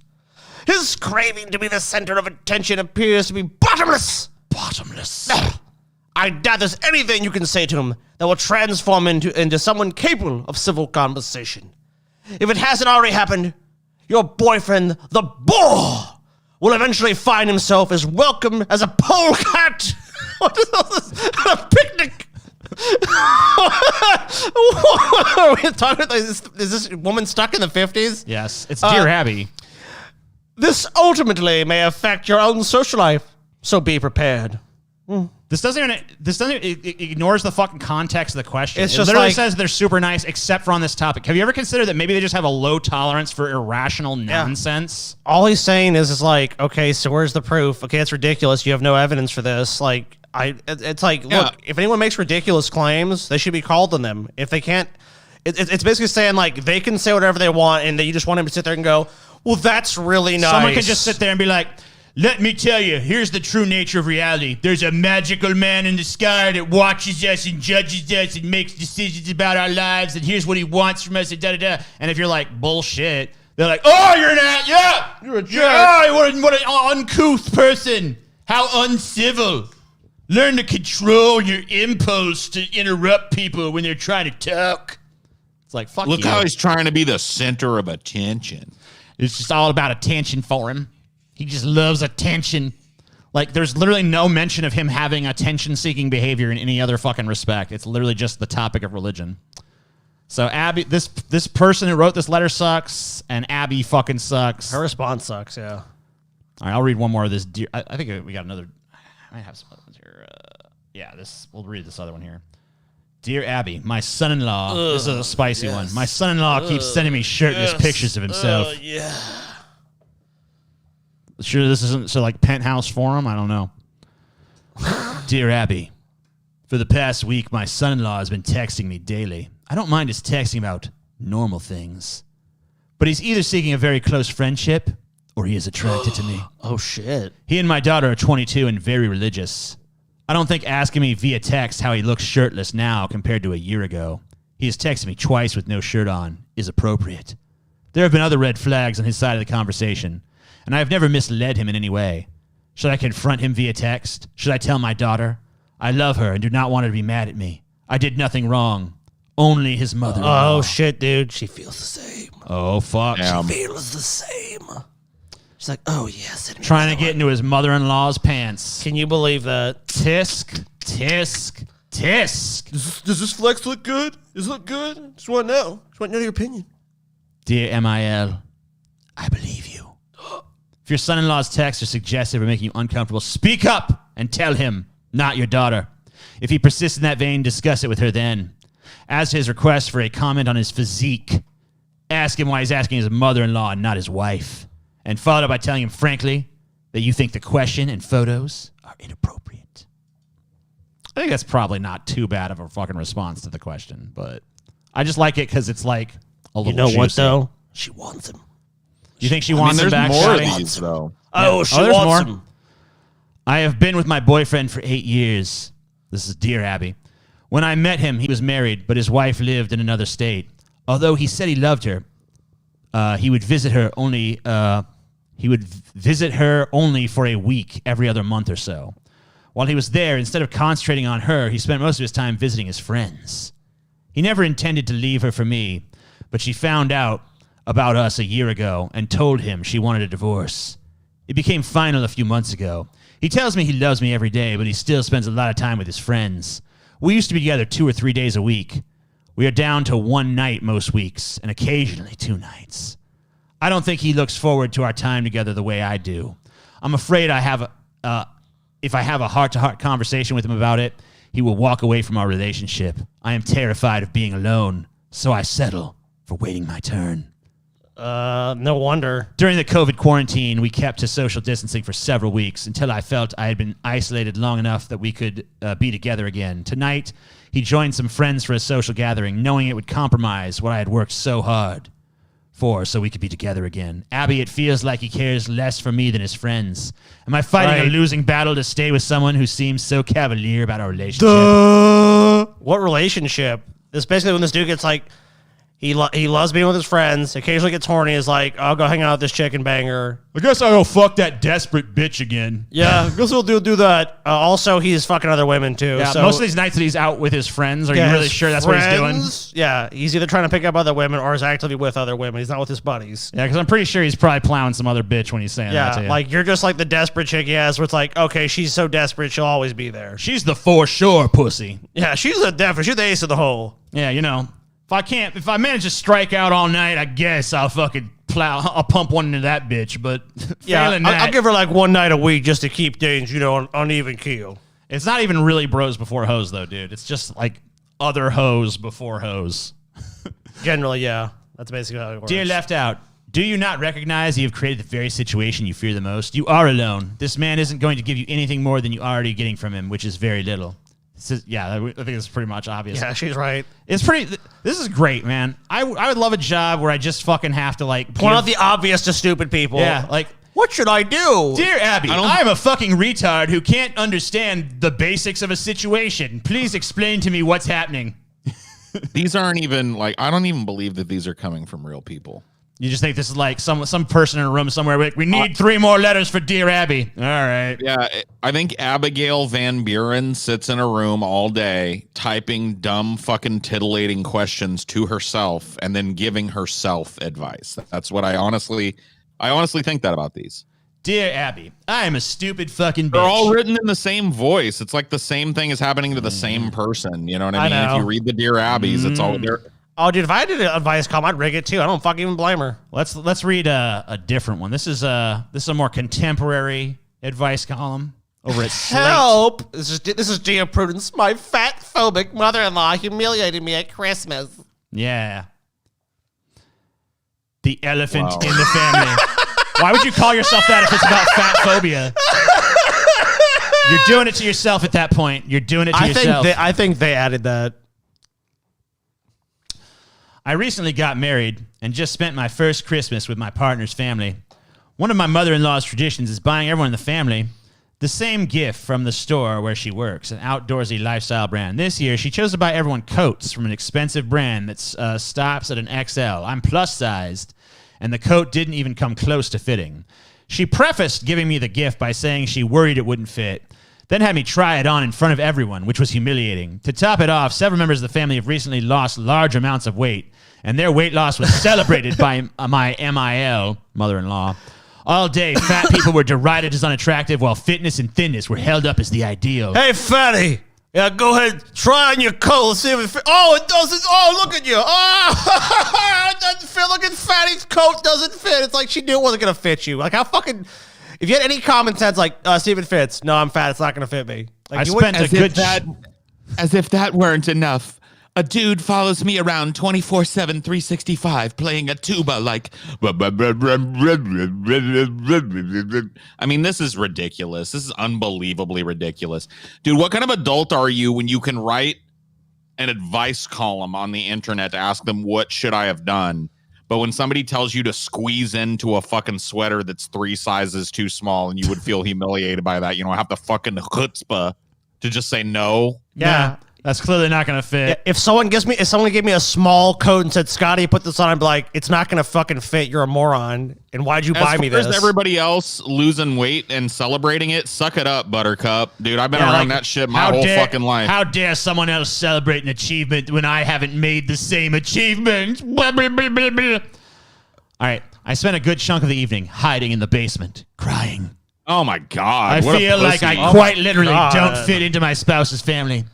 If this were You any just other met relationship, them. if this were any other relationship, I would explain to her that I would prefer that she not buy me clothing, as her store does not carry my size. But she is extremely petite and is of the belief that fatness is the result of lack of willpower. So I really don't want to open that conversation door. What Why can don't you I just do be- to prevent future miserable Christmases? Why don't you just be honest with her about what happened? Don't Instead of, go. Yeah, either you don't attend that gathering, but why don't you have a conversation and say, yeah, I didn't really like that, and don't buy me clothing that doesn't fit me, because you know it's not going to fit. Yeah, you know There you goddamn know I'm too fat for that shit. Fuck you. Exactly. That's All it. right, let's see what Prudy says. Clueless and fat-phobic people are everywhere. Right So here, I I'm not guess. surprised by your partner's family's behavior. But what about your partner? Where were they when this was going on? When you were crying in the basement? Afterward, when it was clear that you were upset? I'm worried that they didn't stand up for you, comfort you, or at the very least, prepare you for what you might encounter, and give Or you at the the very option to least- skip the event. Oh, so Or at the very least, bring you a handful of oats to calm your bovine anxiety. give you the option to skip the. So her partner was supposed to know in advance, like, this would upset you, and by the way, skip the event. Like, you know what this is? It's an Excuse me. awkward social situation. Imagine if they'd done that, though. It's like, hey, look, you're so fat that my family's going to make fun of you, so you probably should just stay home. Like, would that have been better? Yeah, no, it wouldn't have. I mean, of course, like, here's the thing. And I get it. Like, this sucks. Being fat and being Sure. made fun of for it sucks. But here's the thing. It's inherently hilarious to watch a fat person try and squeeze into something that's like 3 is. sizes All the too more small. reason that you don't fucking do it. Yeah. You just say, nope, this ain't going to fit me. I just Anyways, look at it and be like, moving on. there's no fucking way. I'm sorry. I'm not going to try this. I just hate it when people act like they don't want to be the center of attention, but they make a spectacle of themselves. You know what I mean? Like, you had every right to just say, no, thank you. This isn't going to fit, but maybe someday, blah, blah, blah, blah, blah. Move on with your life. But, you know, people like this person locked themselves in a basement and cried. No, you know what you do? Can you imagine being at this fucking Christmas party and there's somebody down in the basement crying Fuck over that shit, like dude. a You know what you do as a fit? fatty? You know what you do as a fatty, Paul? I think you know this. You go and say, where's the fucking food? And then she loads up a fucking towering plate, eats it in front of that bitch, is like, tasty. Man, sure, I'm glad I don't gotta worry about that weight. You don't show fuck showing weakness to these fucking people. You don't even know them. Like, show fucking strength. You know what a real dude. fat Get person does, fucking guy? fat and chow fucking down. That's a good suggestion, Scotty. You know what a real fat person does in this situation? I don't know. I'm not that They fat. eat the whole fucking family. They're like, Yep. You know what? You mock me. No, I am the devourer of words. Blah, blah, blah, blah, blah, blah. or just eat that fucking sweater. I'm a fat dude, and so I'm not trying to get on fat people's nerves with this other shit about like she's of the opinion that fatness results from a lack of willpower. Let me tell you what happened on this Christmas Eve. All right. Because, you know, mostly family to get-togethers have all this food sitting out. Yeah. This chick cried in the basement until everybody went home, and then snuck out later at night and probably ate at the trough of those leftovers for hours. Unless she's got some kind of glandular problem or some shit, that's literally what it means. It's like you eat more than you fucking exercise. That's why you're fat. That's why 99% of people are fat. Yeah. 99% of people who are fat, if they stop doing that, they're not fat. How are you going to tell me that's not? I'm not saying it's like horrible or unhuman to have a failure of willpower. In fact, I think the opposite. I think human beings aren't supposed to be towering walls of willpower. I think that the brain isn't designed for that. But, you know, so my intention is not to make fun of fat people, because that would be stupid. I mean, making fun of myself. I'm just saying, like, you have a fucking choice with regards to being the center of a fucking hilarious, fat guy in a little coat, you know what I mean? And then allowing it to get to you to the point of crying in the basement. How about this? If you genuinely feel somebody was rude to you because you were fat, say, hey, quit being a fucking asshole. Yeah. I don't know. I just be like, yeah, I mean, like, you gotta fucking stand up for yourself. And this idea, like, I couldn't even say nothing. It's like, yeah, you can. Yeah. Just fucking say it. Say it. I'd be outnumbered. It's like, who cares? If you can sit and write a boo-hoo, everybody please feel sad for me. And I love how Prudy just goes along with it too. Doesn't like have any like of this advice doesn't come out. None of this, like, take responsibility for yourself. And the next time you're among people, like, if it's really true that his whole family is treating you like shit, say, you know what? You're all fucking assholes. Fuck you, I'm gone. And if he's not cool with it, leave him. Like, I don't get it. Like, you don't have a choice. Nobody's forcing you to be a clown. Nobody's forcing you to be a big fat clown. You did it to yourself. I'm gonna read another one of these. Christmas crash. So my much older brother surprised my mother and I with his new girlfriend and her two teenagers for Christmas. They had been barely dating, but it was expected we would have presents for the girls under the tree since my brother and their mother were broke. I am 20 and work full time. We panicked. My mother spent her bonus to get gift cards while I raided my closet. I made a gift basket for the girlfriend with the bath bombs, candles, and candies that friends have gotten me. Her girls are of similar size to me. My brother had told me that several times. So I got my gently worn rejects and went through them and settled on one or two nice coats, several loose sweaters, hats, and matching gloves. I literally worn them twice. I re-gift a lot to go to thrift stores. All the items were color-coded according to my brother's advice. Everything went great on Christmas Eve. The girls seemed actually delighted with our gifts. Then my ex-stepsister, Jay, decided to crash the holiday at the last minute. Jay showed up and got drunk and spent the last weekend, just stops there. That's like kind of an incomplete sentence. She recognized several of the clothes I regifted and commented loudly. Things turned tense, but seemed fine until today. My brother sent me several awful texts about how I humiliated him and shamed his girlfriend's girls with my trash. I was living off our mother while he was independent at my age. I laughed and told him to go to hell and to repeat it to his girlfriend. She is an awful mother. He was an awful brother. Get a job. I regretted it soon as I hit the send button. But he's a decade older than me and I work retail. Who expects great gifts from strangers? I fractured my family. My mother screamed at me for my reply, and we both cried. Jay excused herself because she drank too much. I am so tired. Our dad and other sister died when I was young, and my brother claims it was too traumatic for him to deal with. Our mother works 2 jobs and goes to school. We tried, and Jay fucked up everything. Why am I responsible? Okay, I see the problem. I see the problem. All right. Okay, so this Jay bitch showed up. Here's what you do. Next year, Jay ain't showing up. Number 1. Yeah, Jay's banned. Yeah, Jay is fucking banned. Number 2, the brother is a fucking... the brother's being a fucking dickbag. They fucking went out of their way to make sure everyone had a good fucking Christmas. They had gifts under the tree. That's going above and beyond. Like, so that guy is being a fucking asshole. Suck that fucking shit up. They gave you fucking presents. You don't like the present? That's on you. They made a fucking effort. Don't let drunk assholes come to your party. You know what some drunk asshole does comes to your party? You don't want him there, especially an ex. Throw that motherfucker the fuck out. You ain't welcome here, motherfucker. Get the fuck out. That's it. Problem fucking solved. Hit And the fucking bricks, being this, like me being this person, I would feel liberated because it sounds like it was real hardship for them to come up with gifts for people. Yeah. And knowing that you don't have to do that next year. Yeah. Fucking A. Like, I got to be honest with you, dude. I love going over to my family's house, but if it ever gets to the point where I'm not wanted there, I'm happy to not go over there.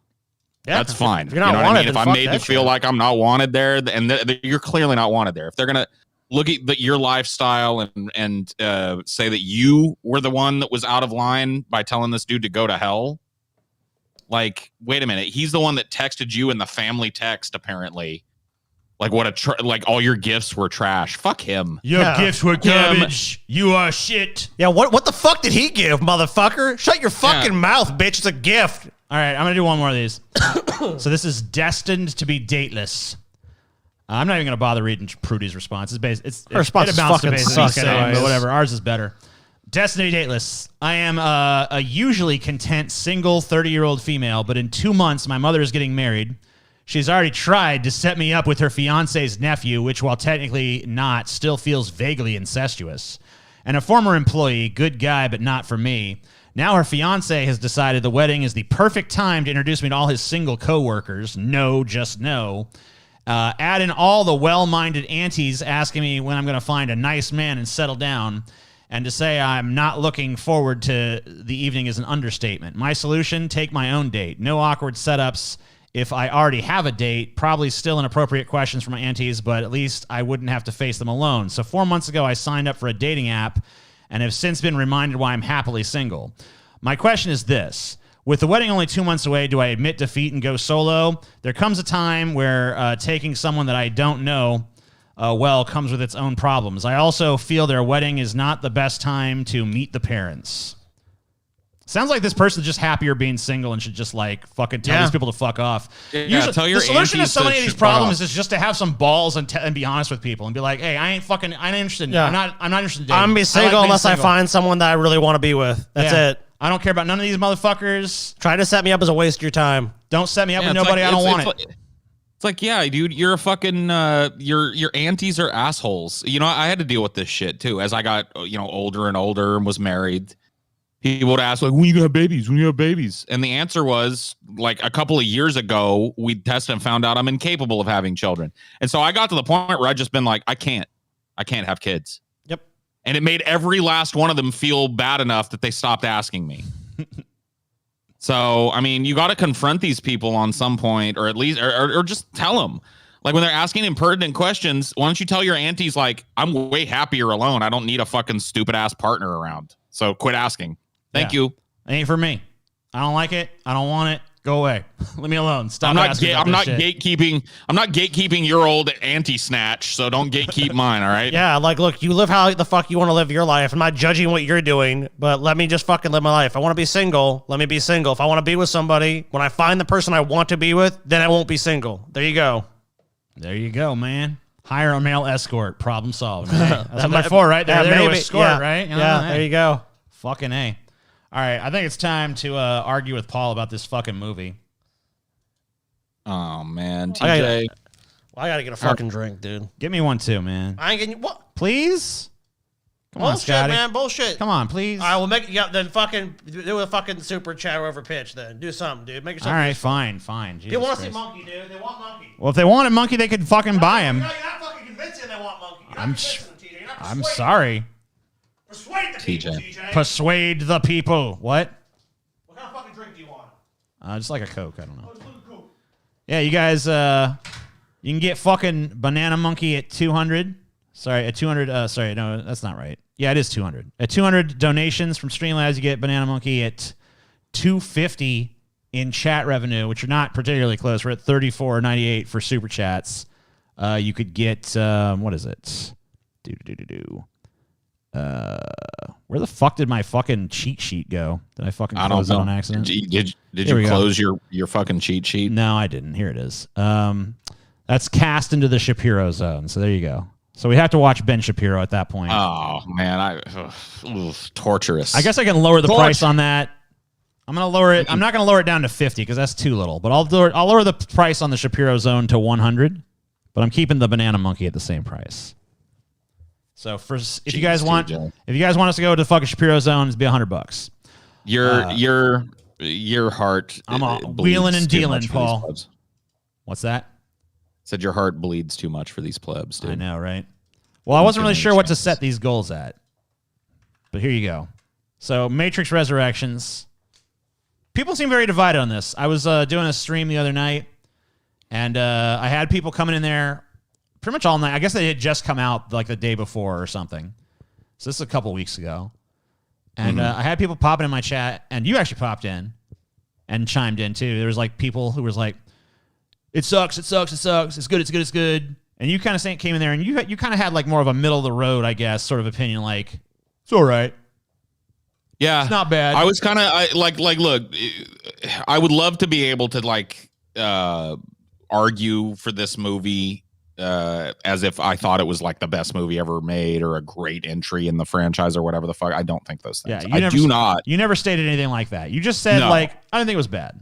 Right. I was pleasantly surprised by this movie. Let's put it that way. Okay. Because I think I'm on the record. One of the last times we met before the holidays, I think the last Flash Friday that we did, I said, I just looked at this image here and knew that this movie was going to suck. And I think it was later on that night I went and watched it. And there were parts about it that, yes, did kind of suck. Some of them, I think, intentionally, and some of them not.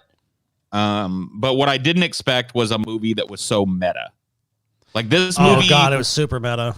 This movie read way more like Lana Wachowski airing her grievances with being an artist who creates one of these giant corporatized IPs and is it's very explicitly about her frustrations with that. Right. At least for the first half of the movie, it's draped in that. And I think the whole film, as a result of that, is draped in it. It's about Neo. It's very much like I think she kind of Mary Sue's herself into this movie. Absolutely, 100%. Yeah. Which, like, I know you understand, like, that's often comes with a negative connotation because it often leads to like stuff that's indulgent. But in this case, I thought that the Matrix going with this narrative. Because here's what I expected. What did you expect going into this? Because I expected like, Neo's program was lost in the Matrix and they managed to free him to save, and that's basically kind of what happens. But I was not expecting like a meta-analysis of the kind of dance between creator and creation and how the creation sometimes outgrows the creator, becomes something the creator is no longer interested in. And also the kind of like very intimate dance between a mentally ill person and their counselor or whatever the fuck. Someone in the chat said no spoilers, so don't like reveal that Neil Patrick Harris is like the villain, or what his plan, or that his plan is to use the disruptive energy created by Trinity and Neo to create a more enticing matrix that people are totally enslaved and enraptured by, so they don't want to leave. Don't tell them any of that. Don't spoil any of those details about the movie. Like you see it up on the screen, and we're about to talk about it, and you're spoiled. Well, look, don't reveal any plot points like that. Okay, Paul? I got about 35 minutes in, and this movie just bored me to fucking death. I'll probably finish it at some point because I'm a completionist with most movies, but it just was. It was just this meta dance, and I'm just like, when is something going to fucking happen that interests me? And I just did not feel interested in the first 35 minutes of a movie, which is kind of my litmus test for, am I going to like this movie? And I don't think I can't speak on the rest of the film, but the first 35 minutes bored me to fucking death. I do get, obviously, we even say it. Like, we basically made this to keep the IP. If you don't get it is not fucking subtle shit. You know, it's like we made this to make sure that they didn't make some piece of shit we didn't want them to make. It's literally like Neo is a game designer who made 3 Matrix games, and now Warner Brothers is like, make a 4th Matrix. And he's like, got to figure out how to do it. So it's like, it's very overt. Like, it's not. Here's why I like subtle. this movie. I'm trying to get to the core of why I like this movie, because I agree with you. It was slow at the beginning. I was interested in it because it was so not what I imagined it was going to be. Sure, I thought, fair enough. I was so just blown away that they'd done something different that I didn't see coming. You know what I mean? That I was willing to get through that and then it becomes more of an action movie. This really played out more to me as just a list of grievances of Lana Wachowski's. And I got to tell you, as a salty motherfucker, even if I don't agree with her grievances, I liked seeing a filmmaker give themselves over, because this whole movie, say what you want about it quality wise, I'm willing to hear you out on that. Mm-hmm. You cannot tell me after watching this movie that this whole movie is not just here are the things about the world that I live in as Lana Wachowski that are fucked up.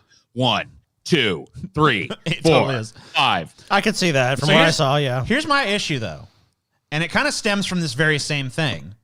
I feel like the first, maybe not quite half, but the first, chunk of this movie, the first act of this movie is basically feels like an indictment of the forces that brought this movie to fruition in the first place. Mm-hmm. And it feels like it starts like the movie. It's like such a negative thing. Basically the movie is like doing a criticism of why the movie itself is unnecessary and shitty and pointless. Someone just gave $70 to do the Shapiro thing, so we will do that next. Yeah, so that's next on the roster, buddy. Thank you for that $70. Thank you, man. Thank you. But it just felt like it made me. I was like, I agree. This is shitty and unnecessary. So it's like, yeah.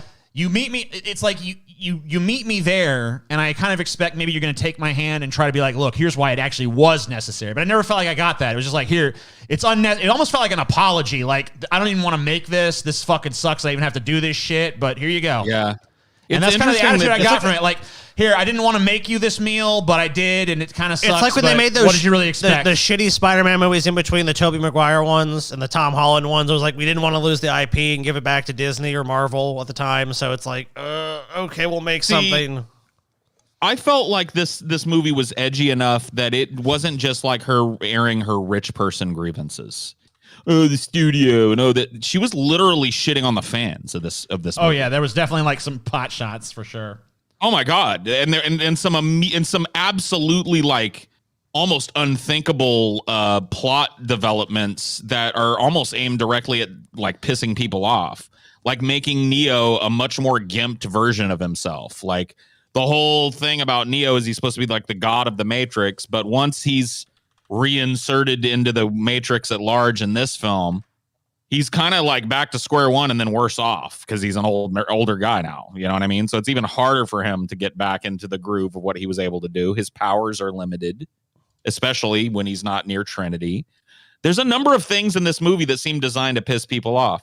Recasting Lawrence Fishburne as this new dude. Oh, dude, I hated that shit. See, I hated it immediately too, but I mean, look, but I actually liked. Okay, good. Excuse me.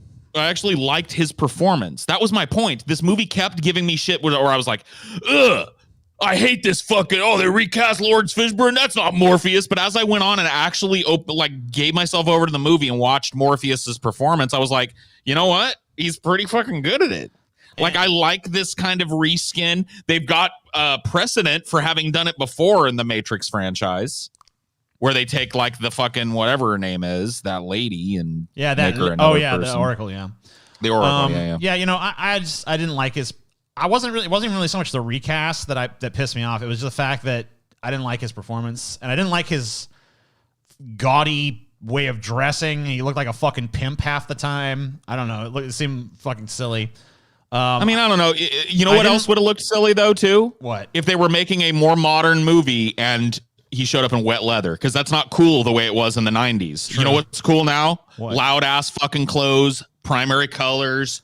He was like, look, dude, that was the whole point of this movie. It was I feel like he didn't have the gravitas of like Lawrence Fishburne. You know, he seemed way more like. Of course he didn't. He of course he didn't. He's not Lawrence Fishburne, of course. He's not even. He's nowhere near as old. Here I am. He's nowhere near as old. He's nowhere near as old as Lawrence Fishburne was when he played the character. You have to remember too, that subtlety is more and they kept showing me clips of old Morpheus, and the comparison was just like not beneficial to this new guy. And the fact they recast Smith pointlessly. Here's the thing too: Morpheus in the original Matrix trilogy is given such a pivotal, important scene that establishes. Oh my god! There's this gay ass moment where he's like, "Mr. Anderson." I'm like, what the fuck? That is not how fucking Hugo. That was not how Smith talks. Oh god, no! Like, I don't know what the fuck. The guy that was playing Smith was no. And then they make him a good guy, kind of at the end. It's like, I don't know about this shit, bro. You're just listing off reason after reason that I think this movie was meant to take people that were looking at Lana Wachowski with all this expectation, like, you got to do the Matrix, you got to do the Matrix. Not just the people on the fucking corporate side of things at Warner Brothers, but the dumbass fans too. When are you going to do the Matrix? When are we going to see Keanu go? And the bullet go. When we going to see? When we going to see it? When you going to give it? And she wasn't going to give you any of it. And she really didn't. I did like that when they talked about the bullet catcher, the bullet dodge. Excuse me, the bullet dodge scene. Like, yeah, we need another one like that. Well, you know, I mean, like. That was kind of funny. You're basically saying the movie is like a fuck you to me, and it really felt like one. So I guess they achieved the effect. But you know, here's the result. Like I don't like it, and I'm not going to watch it, and you're not going to make money off of it. So, dude, think about it. You did it. You nailed it. Think about this. The Merovingian, right? I made you a burrito with stuff with dog shit. It's supposed to be bad. Yeah, I did it. No, it's supposed to piss you off. Not be bad. Not everything that pisses you off is bad. I mean, it's supposed to piss you off. Yeah, you made me hate it. So yeah, you did it. The Merovingian comes back, right? You guys remember the Merovingian character from? So he comes back as a homeless dude in this, and he's more like the boomer. Yeah, the shit that he spouts as his very clearly like 80s inspired roller derby minions are fighting Neo. Is all this boomer shit, like, oh, you know, all the shit that's associated with boomer shit, like, oh, TV will rot your brains, and oh, we used to have class, but now you have nothing, and blah, she doesn't blah, blah. need your money, TJ. Yes, she does. Yes, she totally does. That's the whole point. Like, not mine specifically, but she doesn't. Yes, she does. She doesn't. I mean, probably then there wouldn't be a Matrix Resurrection. Probably personally, she doesn't need the money. I'm sure she's well off. I'm sure Warner Brothers compensated her fucking handsome for the project. By the way, I want a quick fuck you to the variant Omega COVID-19 person in the chat who's like, Matrix 4 felt like it was written and designed by someone who was fundamentally mentally ill. It felt schizophrenic and blah, blah, blah. This is clearly like an anti-trans dig. Trying to be coded as something else.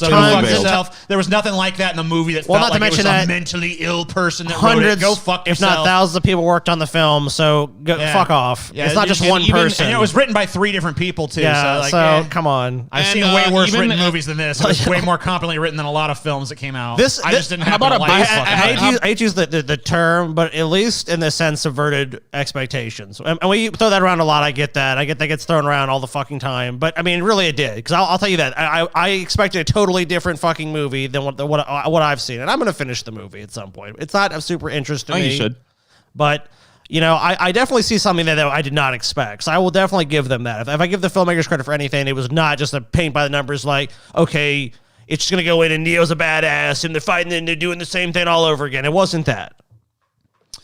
I would have preferred that. I mean, I think that if they had. I would have think preferred that them they- give me the exact same. I would have preferred they just give me the same shit. And that's Yeah. fine. I would You have could- thought it bland and uninspired, but I probably would have at least been somewhat entertained by it. But this shit, I just didn't fucking get with. This shit, dude, when I felt the finger pointed directly at me as a fan of this franchise of the age that she was really assaulting with her, oh, we used to be cool back in the 90s, but now all these digital, you know, she's got this whole character that's supposed to represent my age of people who dug the Matrix and who wanted her to just fucking make another, just like you. fan service. Just like, oh yeah, just make another chop socky movie with the digital thing and do it on I the mean, cheap. I would have just said, that'll don't make it. me go da, da, da, da. But, you know, if you're gonna make She's- it- well, they this said movie it. They were going to make it screams- without her. Right. They said they Maybe were going to make it without I her. don't know. Just be like, yeah. 'Cause And it seems like she just made a movie See, that had like that's- contempt for the idea of itself. I've never seen a movie that criticizes. I don't think this it had movie hates contempt. itself more than I can hate it.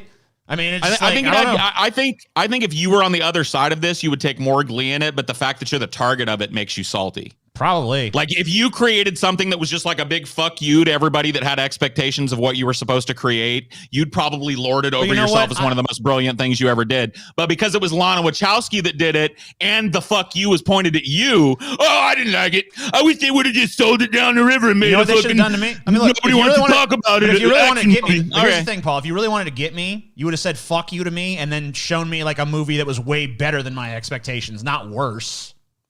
That's up debatable. to you to decide. Yeah. It sounds like you went into it expecting like a dumb turn your brain off movie and you Not didn't really. get it. I, Well, no, I knew it was going to be full of pretentious philosophical Well, what shit. did 'cause it's you a Matrix expect? movie. What did you expect going in, TJ? I mean, obviously we didn't expect just to. I mean, my first impression of the film, I'll tell you, was this. But just seeing the trailers was like, one, I was confused. I'm like, what are they doing? But then I kind of like, okay, they're kind of rebooting the Matrix. I thought it was simply going to be like The Force Awakens. They're just going to give it a fucking treatment of like, okay, they're going to retell the story, which they didn't. I mean, they did in some respects they did, of course, but I felt it was at least a more original. Do you want to know my aspect. You want to know my expectations when I only just heard they were making another Matrix, or do you want to know my expectations when I saw the trailer? When you saw a trailer, so you had some conception of the direction of the Because when I saw the trailer, I guess I assumed that it was going to be kind of like they were going to model it after like Alice in Wonderland, like kind of. And Sure, with there's that obvious song. references to it in there. Oh but- yeah, of course. The song and, they like, chose traveling through the yeah. mirror, like through the looking glass kind of shit, which was also in the first film.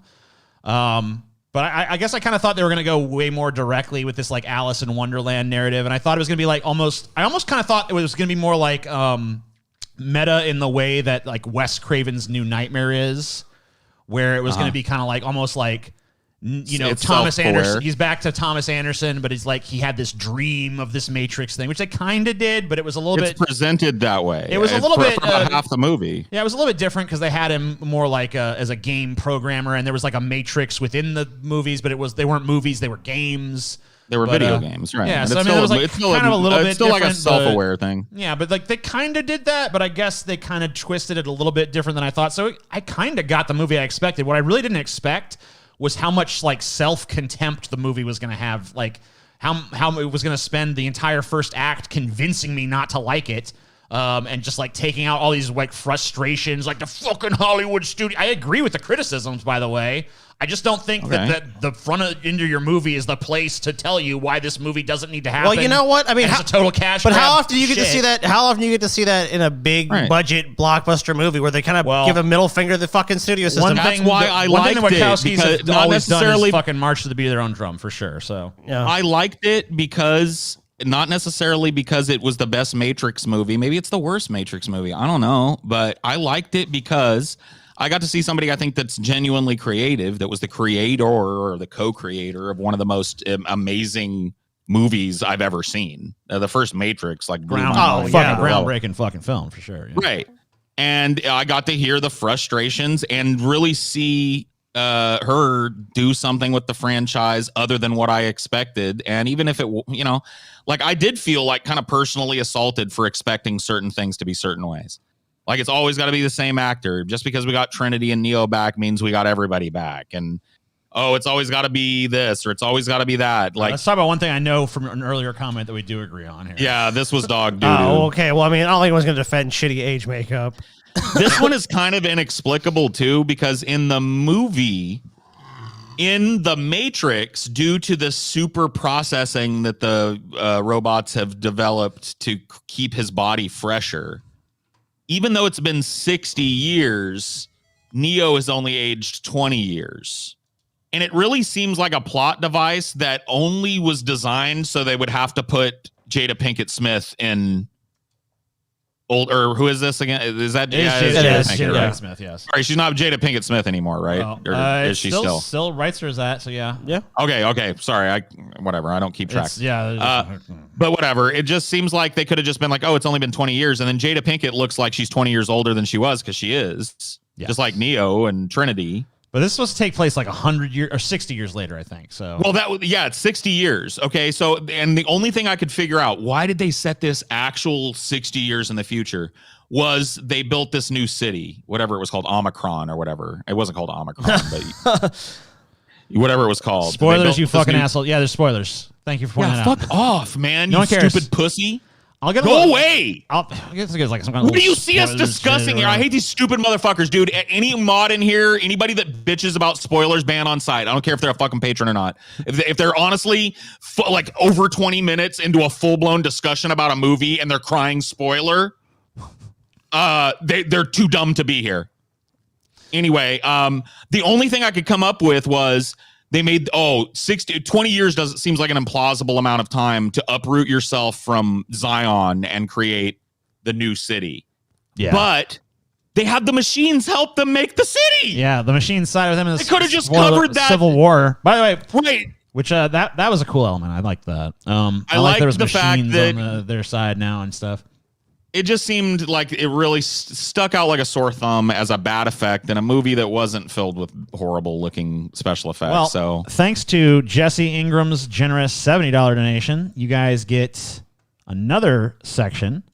You get to send us catapulted into the Shapiro zone.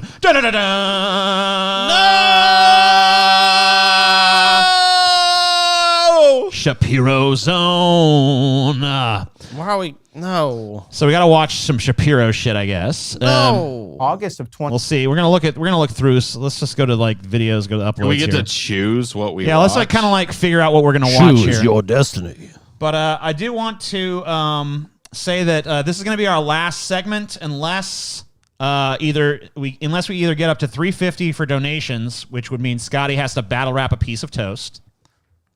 So I don't think we're gonna get there, but who knows? What about Summon Banana I'm sorry, Monkey? Summon Banana Monkey is what the 200. If we get to 200, Summon Banana Monkey, 350, Sky has a battle rap piece of toast. We're not going to get to 350, I don't think. The next super chat goal is also probably unattainable. I did lower the price of this one, so I guess I'll lower the price again. I'll say that for 250, Scotty must take the geography quiz. So if we get to 250 on super chat, Scotty's got to take the geography quiz, see if he's actually so smart, since he's always bragging about how fucking big brained he is. Or for 200 in Streamlab donations, if we reach 200, we will get Banana Monkey. So let's see, how far are we from 250 on this? I think we're about $150 away from 250 on Super Chats, and we're about 60 away from, let's see, is that still true? I didn't actually, yeah. We're still at 141.50 on the donation tracker. So yeah, about 60 away from Banana Monkey. Banana Monkey. But failing that, we're going to look at some Shapiro. So let's take a look, see what's going on in the Shapiro verse. So I did pop onto this one last night when I was pulling this episode. This is New York Times makes op-ed absurd claim. Doesn't tell you what it is, just tells you New York Times made absurd claim. So here's insane. This only came out 10 minutes ago. Most hot off the presses. Damn, let's cover Insane. it. Look, dude, jail time will no longer be given for these crimes in New York City. This is like this fucking new Shapiro's you can Happy get. 2022, criminals. That sounds fun. What do you guys think? You want to collect that one? Oh, we have AOC down there too. You got AOC stuff. AOC's hypocrisy on full display. AOC is in Florida, and look, she's not even wearing a mask. She's not wearing a mask. Satanist TikToker identifies as a nightmare. Whoa. Cool. Unhinged. These are like shorts. These are like Ben Shapiro. We can watch some Ben Shapiro shorts if you want. It's up to you guys. What do you want to do? Vomit my guts out at the very thought of listening to the voice of Ben Shapiro. I really, let's act it. Mr. Naughty Priest came in here and dropped the money bomb, dude. Oh, no, Dude, geography man. fucking quiz. All right, so we're going to do the geography quiz after this. There it is. So that's for sure happening. Thanks to Mr. Naughty Priest, extraordinarily generous. Dude, if I fucking get one thing wrong, TJ rigged it, dude. Kaboom, kaboom. All right, so let's watch some Shapiro here. What do you want? Stop knocking shit around. So, Paul, I know you want to Paul's vomit. the most triggered, so I you know what? I'm fine letting Paul pick. Paul, which one of these triggers you the most? Yeah, like what gets you the most salty? Which one would you least want to watch? Because that's probably the one we should watch.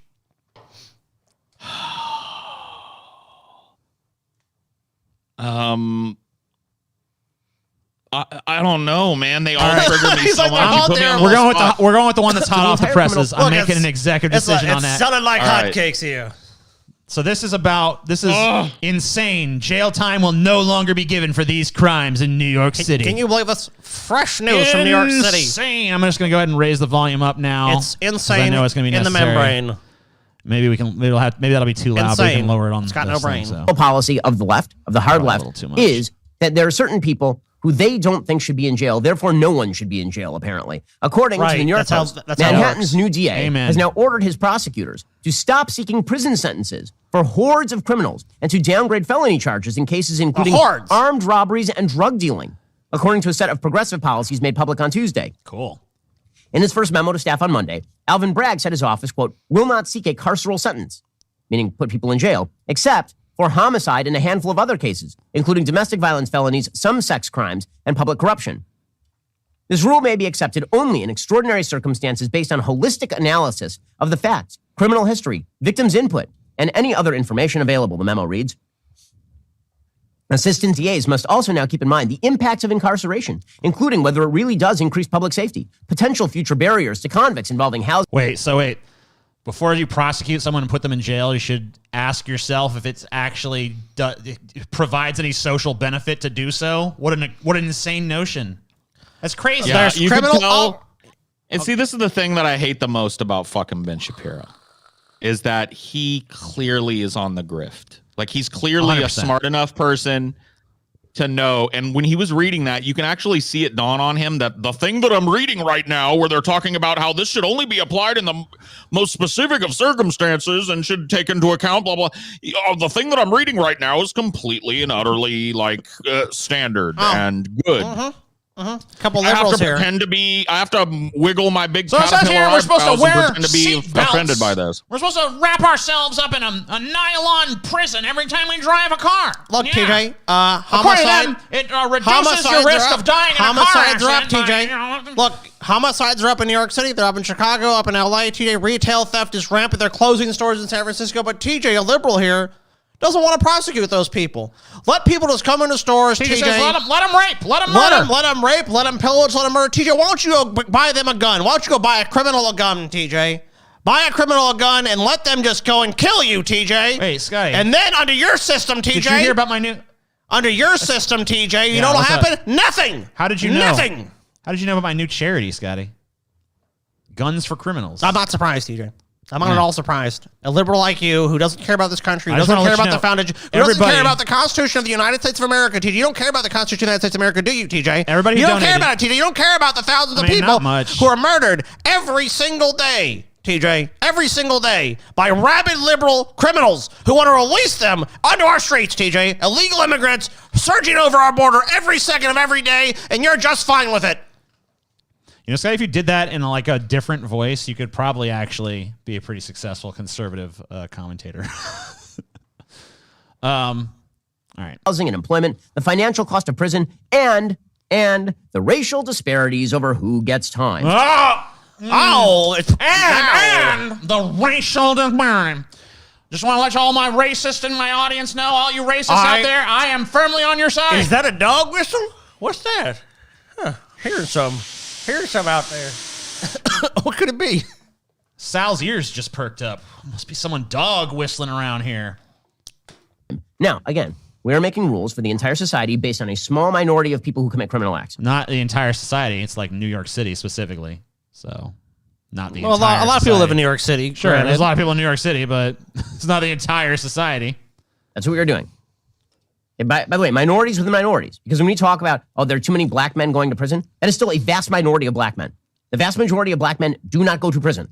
It's not all that vast of a majority, honestly. Looking at the population group, quite a few do disproportionately for the same offenses. But minorities are minorities. What does that talking point mean? it's okay to treat minorities like shit because they're minorities. Like, listen, we're the majority, so we control everything. That's like what you're saying, right? So it's basically just like might makes right. We got the numbers. Fuck you. Well, you're a Jew. What percentage of the population are Jews? Like 1%. Am I allowed to just like blithely dismiss any fucking grievance you have? Because like, shut up, Jew. You're a minority. There's more Anti-Semitism. Anti-Semitism. You're an anti-Semite. Yeah, I love how TJ. he's the first person to play the race card at the least little criticism of like Israel or something. But all of a sudden, when it's like, and these racial disparities, it's like clearly just like fuck black people. It has nothing to do with actual. Like, he doesn't mind racial grievance when it's his fucking group. So he's a total fucking hypocrite. If but as you said, also a total fucking fraud, grifter, piece of fucking. AOC pig said shit, something about Israel, he'd be the first one to go, can you believe this anti-Semitism rampant in Congress? I mean, both sides play that shit. Baseline idea that we have to completely reshape how criminal law and institutions of justice are done in this country because you don't like the outcome for a minority. Wait, because you don't like the outcome Yeah, 'cause the outcome having the sucks. highest per capita prison population on the face of the earth? Yeah, that's a pretty shitty outcome. Stupid. Which one of these criminals would fucking... never mind. Majority of humans who decide to commit crimes is patently crazy. But that is what they're seeking to do, because the idea is that we have created a quote-unquote carceral society, and our carceral society is having downstream effects that shape how people live, and we don't like how those people are living, and therefore... You know, if you say a correct thing in a mocking enough voice, it stops being true. Yeah, they call it a carceral. It's like, yeah. They call it a carceral thing, the bottom and they claim end that, for you know, people is because prison. because they just like incarcerate too many people. Apparently, they think that affects society or something. All this ridiculous hibbity-jibbity nonsense. They want to reform the whole criminal justice system. Yeah, it does have just because the results are fucking terrible. Yeah, that's the most logical thing to do. Oh, the system isn't working. Maybe we should fix it. They want to fix problems. I am outraged. Dude, outraged. I propose something. I what's that? have a proposal to make to Ben Shapiro. Here we go, Ben.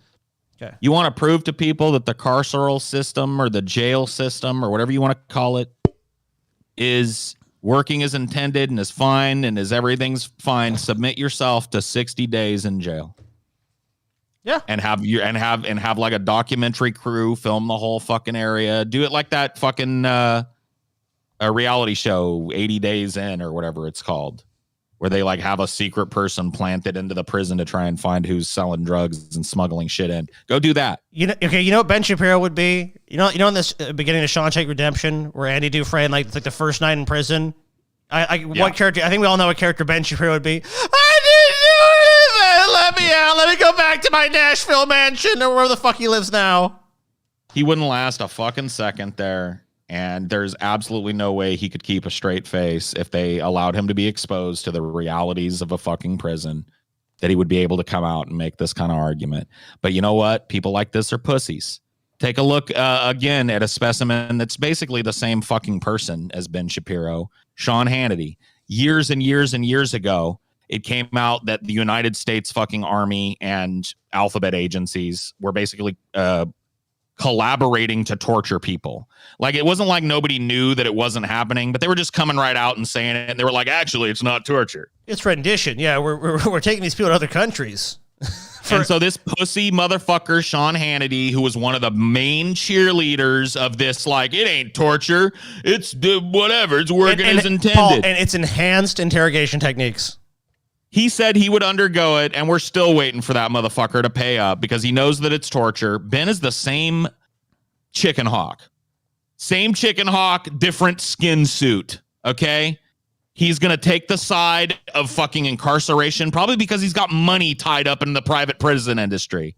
I would not be shocked if you were able to get a private peek at Ben Shapiro's diversified portfolio. I would actually be shocked if you didn't find a number of private prison industry fucking investments in his portfolio. So he has every reason to tell you, oh yeah, working as intended. Throw more young black people into jail. Throw more people at the end of the fucking economic spectrum into jail. It's working great. No. If it's working well, Scotty, that means more people should be in jail. Not yes, less. more. Yes, yeah, you're right, Paul. Thank you. You're finally on the side of Little reason. Dumpster, and he's got the fucking balls to wear a yarmulke. Do you know what your people descended from, you stupid fucking... How could you ever argue for the mass incarceration of people. Yeah, it's unbelievable. But you know what? I guess if you put, Paul, I guess if you go and you dump a pile of money, then I guess your morals and your beliefs are just for sale, right? Was the money given to him by a seal? Well, I don't know. I meant like a dump truck, but whatever. Yeah, I figured out what it was later. Yeah, it was a horrible thing. But you get what I'm saying. Someone said that you do the same sound effect for everything. I forget what it is. It's like psh, or like it's like a psh or something, and then it's like psh. Hey, I just did a different one, so bullshit. I have two. Yeah, you do. I've got two at least. You know, a truck goes. It doesn't really do that. Truck going down the road. I can't make a beep, beep, beep. I can't. Well, am I supposed to make a fucking fat? Am I supposed to be one of those little fucking like, birds that just imitate anything it hears? Beep, beep. You know, I don't know, something. Fuck. I don't give a shit about their fucking thing. They'll start turning it.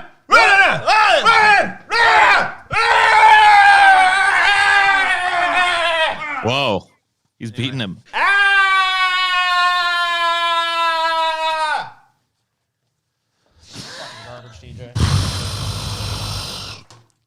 Where'd my mouse go? Oh, no. All right. Oh, shit. We, like, skipped way ahead. No, I don't want to miss any. I don't want to miss any of this. Of justice are done in this country because you don't like the outcome for a minority of humans who decide to commit crimes is patently crazy. But that is what they are seeking to do because the idea is that we have created a quote-unquote carceral... Everyone just sitting around, all things being equal, and we just sat around. We're just like, man, you know what'd be fun? Crime. Let's go... For the sheer sake of it, for the fucking giddy thrill of it, let's go commit some crime. Society. And our carceral society is having downstream effects that shape how people live, and we don't like how those people are living, and therefore we have to get rid of these institutions altogether. Well, we've done that, but guess what replaces it? Chaos. When you get rid of institutions, you create new institutions. Those new institutions either foster chaos or foster tyranny or both. When it comes to... Wait a minute. Hold up. Let's follow the logic. You have institutions. When you replace institutions, it creates new institutions. Are you claiming that we are under the first institution? Or are we indeed not an institution that has come from institutions before it? So by your own definition, we're living in an institution that's broken. And he's right, because and fucked up and chaotic. Because the prison system does create A, chaos, and B, tyranny. So yeah, you're right. He's right about that. Apparently he thinks that's the one that creates order. No, it's not. It's the one that creates chaos. Well, we just happen to land on the one roulette space wheel of order. Yeah. Right. It turns out that brutalizing people and locking them in a cage for years and years for fucking no good reason is actually the only thing keeping society from falling over the precipice into chaos. This is working out. It's actually doing nothing. It's actually doing nothing for society. He claims it's keeping people fucking safe. Do you know why prisons are placed so far outside of population areas? It doesn't make people safe. It draws criminal fucking people that want to do business and throw things over the goddamn bars of the prison and have dealings with the prison to it and makes it a more unsafe area, you dumb prick. Not only that, everything about it sucks. These conservatives are the first people in the world to tout like the importance of fathers. Oh, it's so important for a kid to have a father. It's so important for a kid to have a father. Without a father, they grow up with all these deleterious effects, and there's all these problems. All these studies show that, you know, kids that don't have fathers, they have all these problems. And then it's like they're the first people. They're like, lock up his father. Lock up his father. Lock up that kid's father. That kid from already from an economically depressed area, lock his father in a cage. He's going to turn out great. It's like, fuck you. Hey, TJ, what about social welfare programs? Wasteful. Welfare queens. Don't help anybody. Why did they these poor people turn to crime? I can't believe it. They had so many opportunities and so much help. Like, have you guys ever seen that movie with Mel Brooks, Life Stinks? No. I actually watched it for the first time the other night. I didn't even know it existed. Neither did I. But it's a Mel Brooks movie, and it's about a rich dude who makes a bet like that he can't. It's basically TJ. Yeah. He's the guy's like, if you can live as a homeless person with no money for like 30 days or whatever, you get some big, then I'll double your money or whatever. You get some absurd thing. And while he's doing that, the people kind of screw him over and use the fact that he's living on the street as like proof that he needs to have power of attorney taken from him, and he loses everything, and he ends up like an actual homeless dude who used to be like a mega billionaire. And like, I really think that dudes like Shapiro need to go experience it, because you know what, dude, I'm not claiming to have experienced the very fucking bottom rung of that shit, but I've been close enough to it, and I really don't think that he's been close enough to it.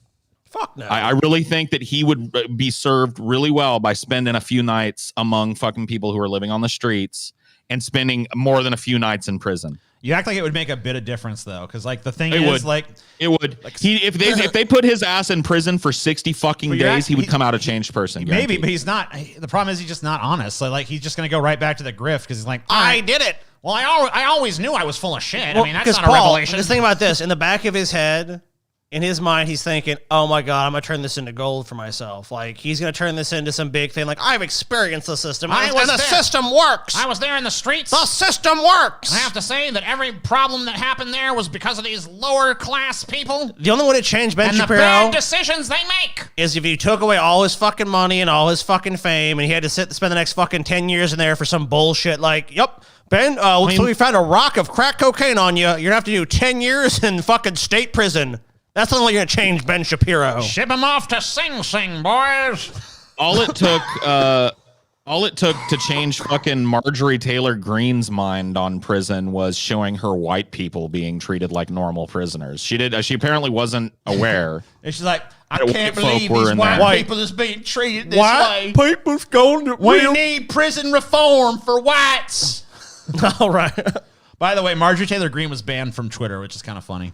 That is In a pretty law. fucking hilarious. Oh, shit. What's has fostered absolute Banana anarchy. monkey.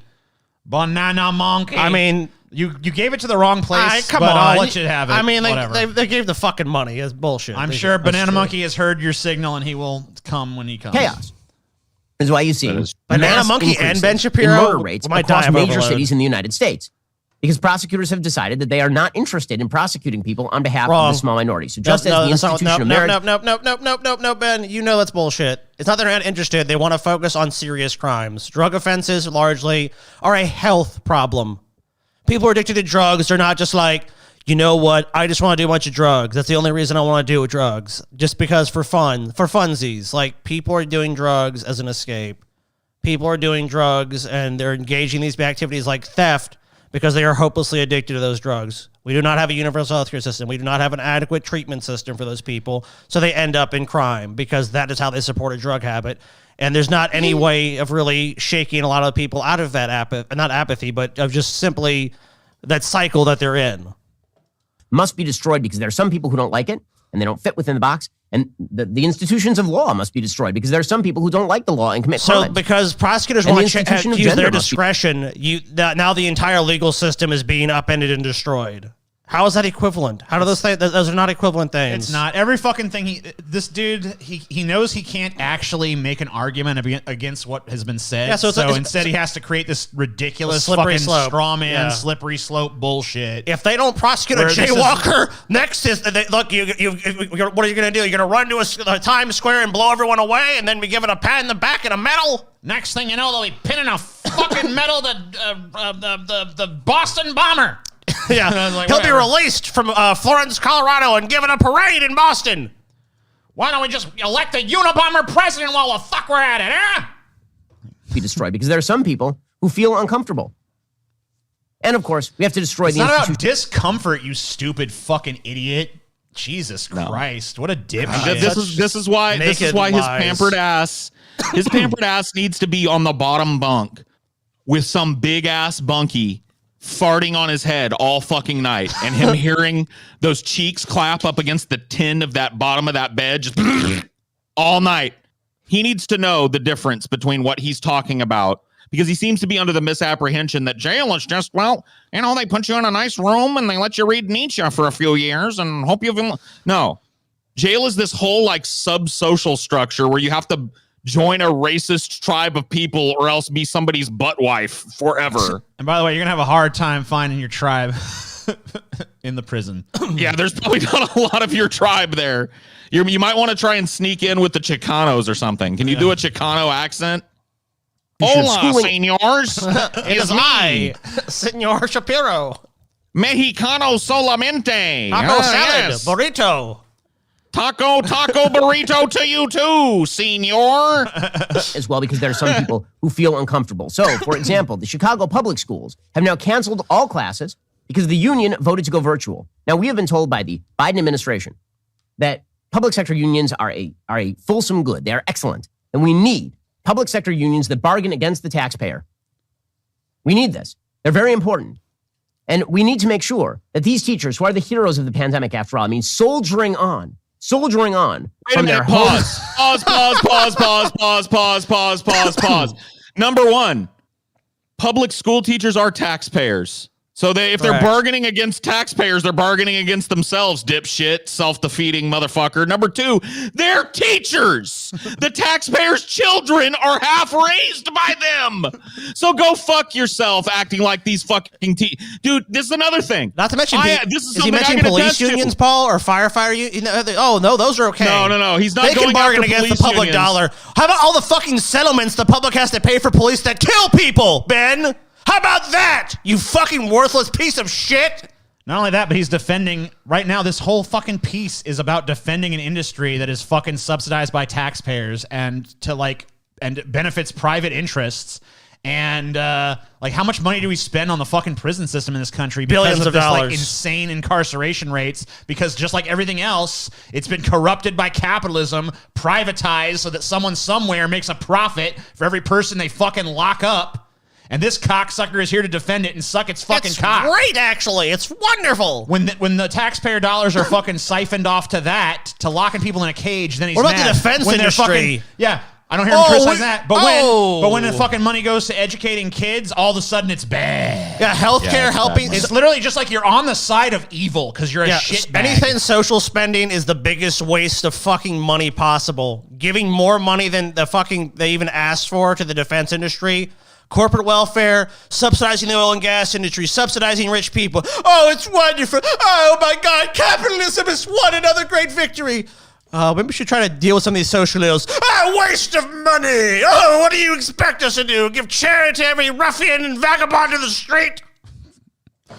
An apartment doing Zoom classes to a bunch of kids who aren't watching. I can't believe this segment's going this way where, like, I thought Ben Shapiro was going to be like a reasonable guy that said reasonable You know why the teachers voted that, Ben? I didn't think Because there's he was a gonna be an fucking unrepentant shitbag disease. the whole fucking segment. Because very it's shocking. not like the teachers are voting that because we know it's not as good. Everyone knows that. But what fucking choice do they have? Them. They are the true heroes. They are true I mean, how heroes. did you Now, think listen, this was going to go, honestly? I thought Have he was you going to not come on. seen I thought he was enough? going to come on here and say a lot of reasonable stuff, and we'd just be like, you know what? I agree with what very intelligent guy. Despite our A lot of differences, interest, I think we can all find common ground today. I really respect what he has to say. Yeah, I don't think we were thinking that was going to be. there are some teachers who actually tried to go back into school, and those people are just as heroic as everybody else who went to work. No more, no less. You're not more heroic for having gone into a school than the guy is for having gone into a factory, or even the banker is for having gone into his office today. Oh my God! you, the Okay, so banker. you're the one that's implying that there's levels of heroism or whatever the fuck.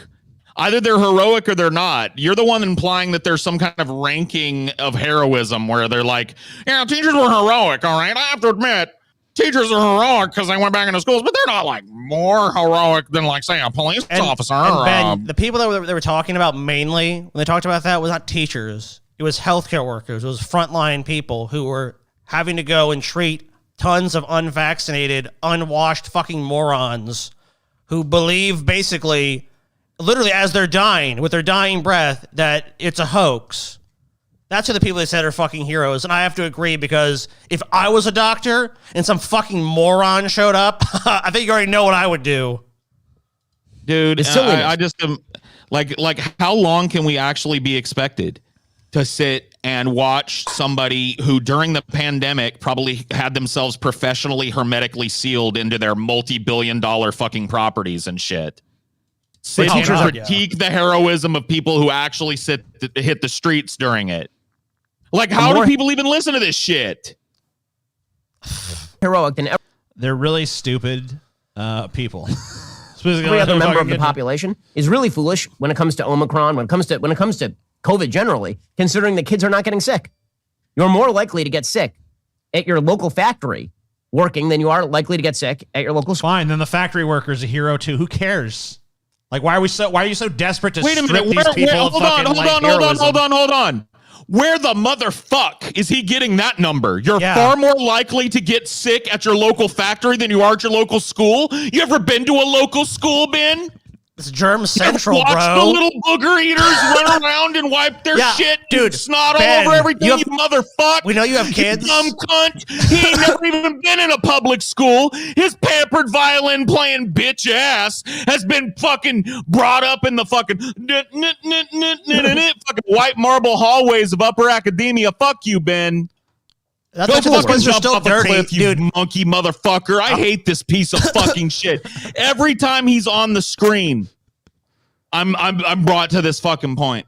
I know. This has You been don't know true what the throughout fuck the you're talking about, dumb fuck. You don't know what the fuck you're talking about. You don't know how many germs children fucking spread between themselves. You know how dirty Let me ask some you of this, these Paul, fucking schools are. Does it give you any comfort to know that even he doesn't believe this bullshit, or does it just make it worse? It makes it worse. Oh, it makes it way worse, in my opinion. Pandemic, by the way. Because he's enabling dumb people to think that they're smart for having the stupidest opinion ever. You're not more likely to get a fucking COVID in a factory than you are at a fucking In fact, school. There's no you way remember to that quantify last summer, that. when Delta was beginning to spike, there was all this talk, well, if we reopen schools, teachers are going to get sick. And it turned out that every story that was coming up about teachers dying was from a teacher who'd gotten infected outside of school. And well, now the Chicago Teachers Union, the greatest of all people who are running the Biden administration, by It the would way, be a better place Randy if this Weingarten motherfucker slept off a fucking high rise. I'm just gonna say it. If this motherfucker tonight went to bed and was like, silk sheets, 1,000 thread count Damascus silk, and had a dream where he was like, I'm gonna go on a stroll, but in reality he was walking out on his fucking 100th floor balcony, and this motherfucker plunged and splattered like a melon all over Fifth Avenue, the world would be a better place instantly tomorrow morning when everybody woke up. I just want to put it out there. You know what, Paul? It never happened. You want to know why? But he's too rich, dude. His sleepwalk security would have immediately stopped him and go, Mr. Shapiro, do you mean to be sleepwalking? Oh no. Go safely back to your bed, sir. Don't worry.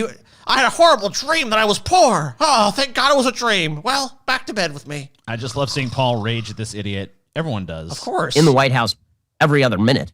That's why I wanted The to play Chicago it. Teachers Union voted to teach virtually rather than in the classroom. By the way, like every other Ben Shapiro segment, we're like a million miles afield from where we started with this. Well, of jails. course. We'll note we're not even anywhere near that Insane. anymore. Because, of course, these are heroes of the Republic. CPS is the third largest school district in the country. They resumed in-person learning on Monday in conditions that union leaders described as unsafe.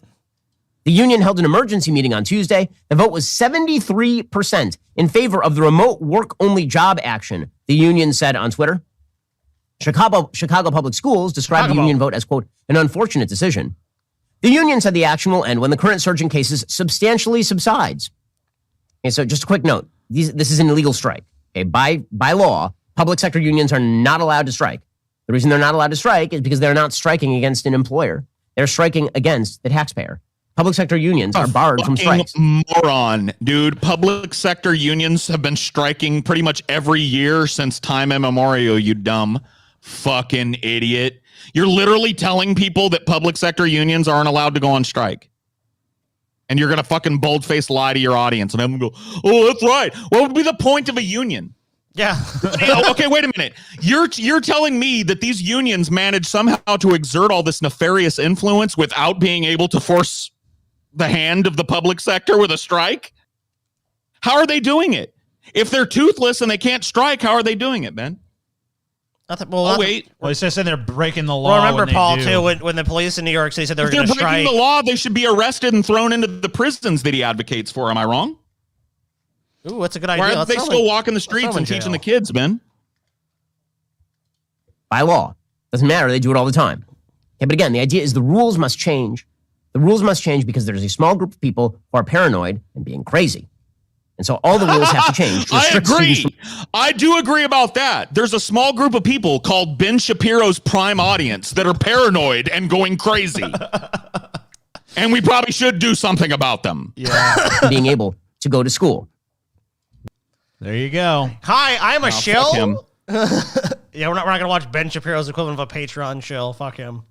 Well, it's time for Scotty to do a geography quiz. Yay! Dude, fucking ready to nail this fucking shit, bro. Photography, dude. I I'm didn't gonna know. I'm gonna I go didn't get know a how drink while Scotty I didn't warms know how up. unreliable BuzzFeed was, so I picked a BuzzFeed one. But I'll never do them I'm again after fucking- that fucking bullshit. I We fucking exposed got them this earlier. shit, dude. Fucking got this shit. By the way, I think that Paul segment probably was worthy of being mentioned in the title.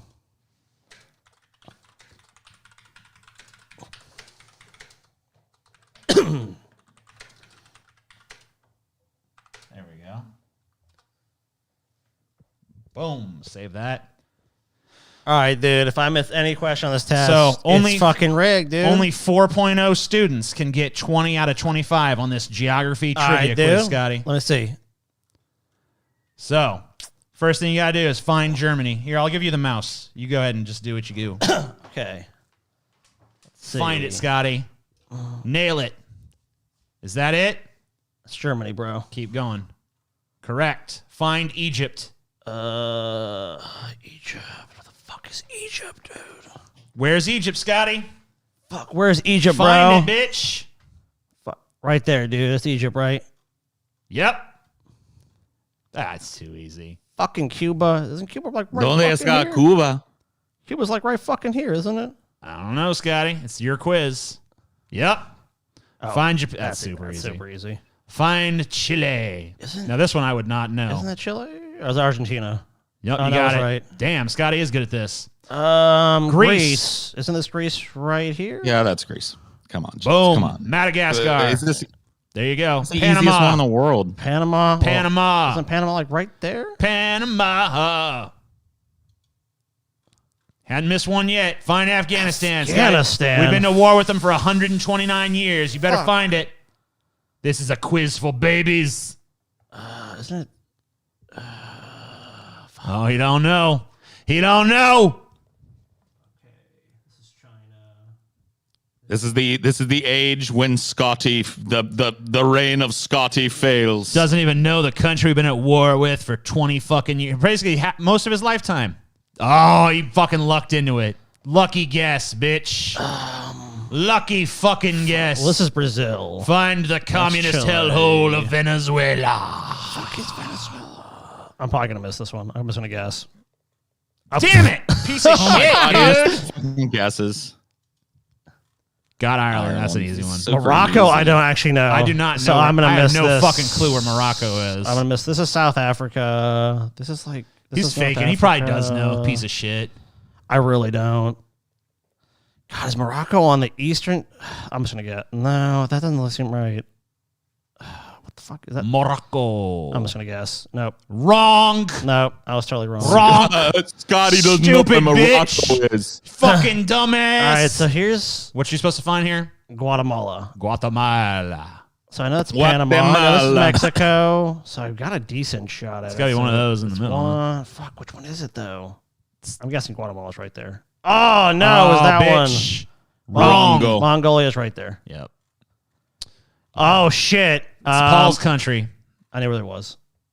Uruguay. Romania. This is Romania. Find Chad, bro. I don't know African countries. I'm racist. Yeah, I guess you're just a racist piece of I shit. think I might know where Chad is. I'm guessing. I would there. be. I know where. Oh, it's it in is. Central. It's in Central. Chad's Yeah. right here. Dominican Republic Boom. is. Oh, hey, which side is it on? I think it's on. It's on this side. Probably. Yes. Okay, Thailand. Okay, that's Japan. This is China. What the fuck is Thailand? I don't think that's there. Okay, what country is it? This country? No. Ah, stupid bitch. Peru. No, I don't know. Oh, I don't know where this is. So this is Brazil. This is Venezuela. Maybe you should peruse your mind, Scotty. I'll say Peru's here. Damn, was right Wrong. there. Fuck. Find Finland, Scotty. Finland is. Find it. So it's somewhere. It's one of these countries. It's a Scandinavian Just get it. country. Just press it, Scotty. Just press It's Finland. one of the three dongs. It's one of them I think it's this one. triple. No, Damn, no, I almost- totally wrong. Fuck. Somalia. Wrong. It's Somalia around. I think Somalia is right here. Yep. Costa Rica. Okay, so I already. So it wasn't this one. That was another one. So I know that one. I can eliminate that one. It's Find Costa Rica. not cheating. I can go back up and look which one it was I selected. That's cheating. No, it's not. It's on the Supposed quiz. to do it from your mind, Yeah, a lot Scotty. of cheating. Not cheating. Scotty cheating. Okay, so Guatemala. So Guatemala was this one. Yeah. Okay. So it's definitely not that. Cheater. Scotty's a cheater. Pumpkin eater. Whole quiz is invalidated at this point. No, it's not. I already missed it. Invalidated Give the quiz. stream a like for Scotography. Oh, stupid bitch. I knew it the whole Oh, time. we know Taiwan. It's right by China. What? Oh, damn. Damn it. Argentina. Don't cry for it. No. Oh, totally wrong. All right. How'd you get? 50%. Oh, damn, dude. Man, You got you more than flunked. 50%. You got 16 out of 25. You didn't pass, Scotty. You flunked. Fuck, dude. F minus. That's not an F. It's like Scotty, a 51%. You're a fucking retard, All right, Scotty. TJ, you go find another geography quiz and take it. I mean, I don't think I need to prove. I don't think I have nothing to prove. All right, I don't yeah. think I got nothing to prove here. I don't think I got nothing to prove. I just want to say, in hindsight, that I knew every one of those, and it was really hard Me for me too. to hold back 100%. because I knew I was every sitting one. there the whole by time like, heart. I'm like, it's right I'm there. 100% Just on press this it. quiz. Spammy is not good at this. Oh, like your ass would have fucking nailed it, dude. These people, 100% people in this chat are out of so the full of park. shit, dude. Maybe I a thought they couple were of gonna them throw can some nail it, veg, but most of yeah. them would fucking fail like I did. Well, I didn't technically fail. I did more than 50%. I could get a globe that has like, have you ever seen the globes that have like the mountains on them? Mm-hmm. If you give me one of those, I could find it with blindfolded.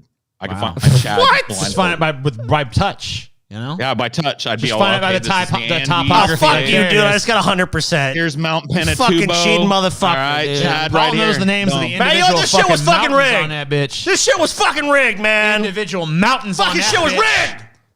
It was fucking rigged. Rigged. I got every answer right. Rigged. I got every answer right. Rigged. I think Banana Monkey was supposed to show up. Where the fuck is he?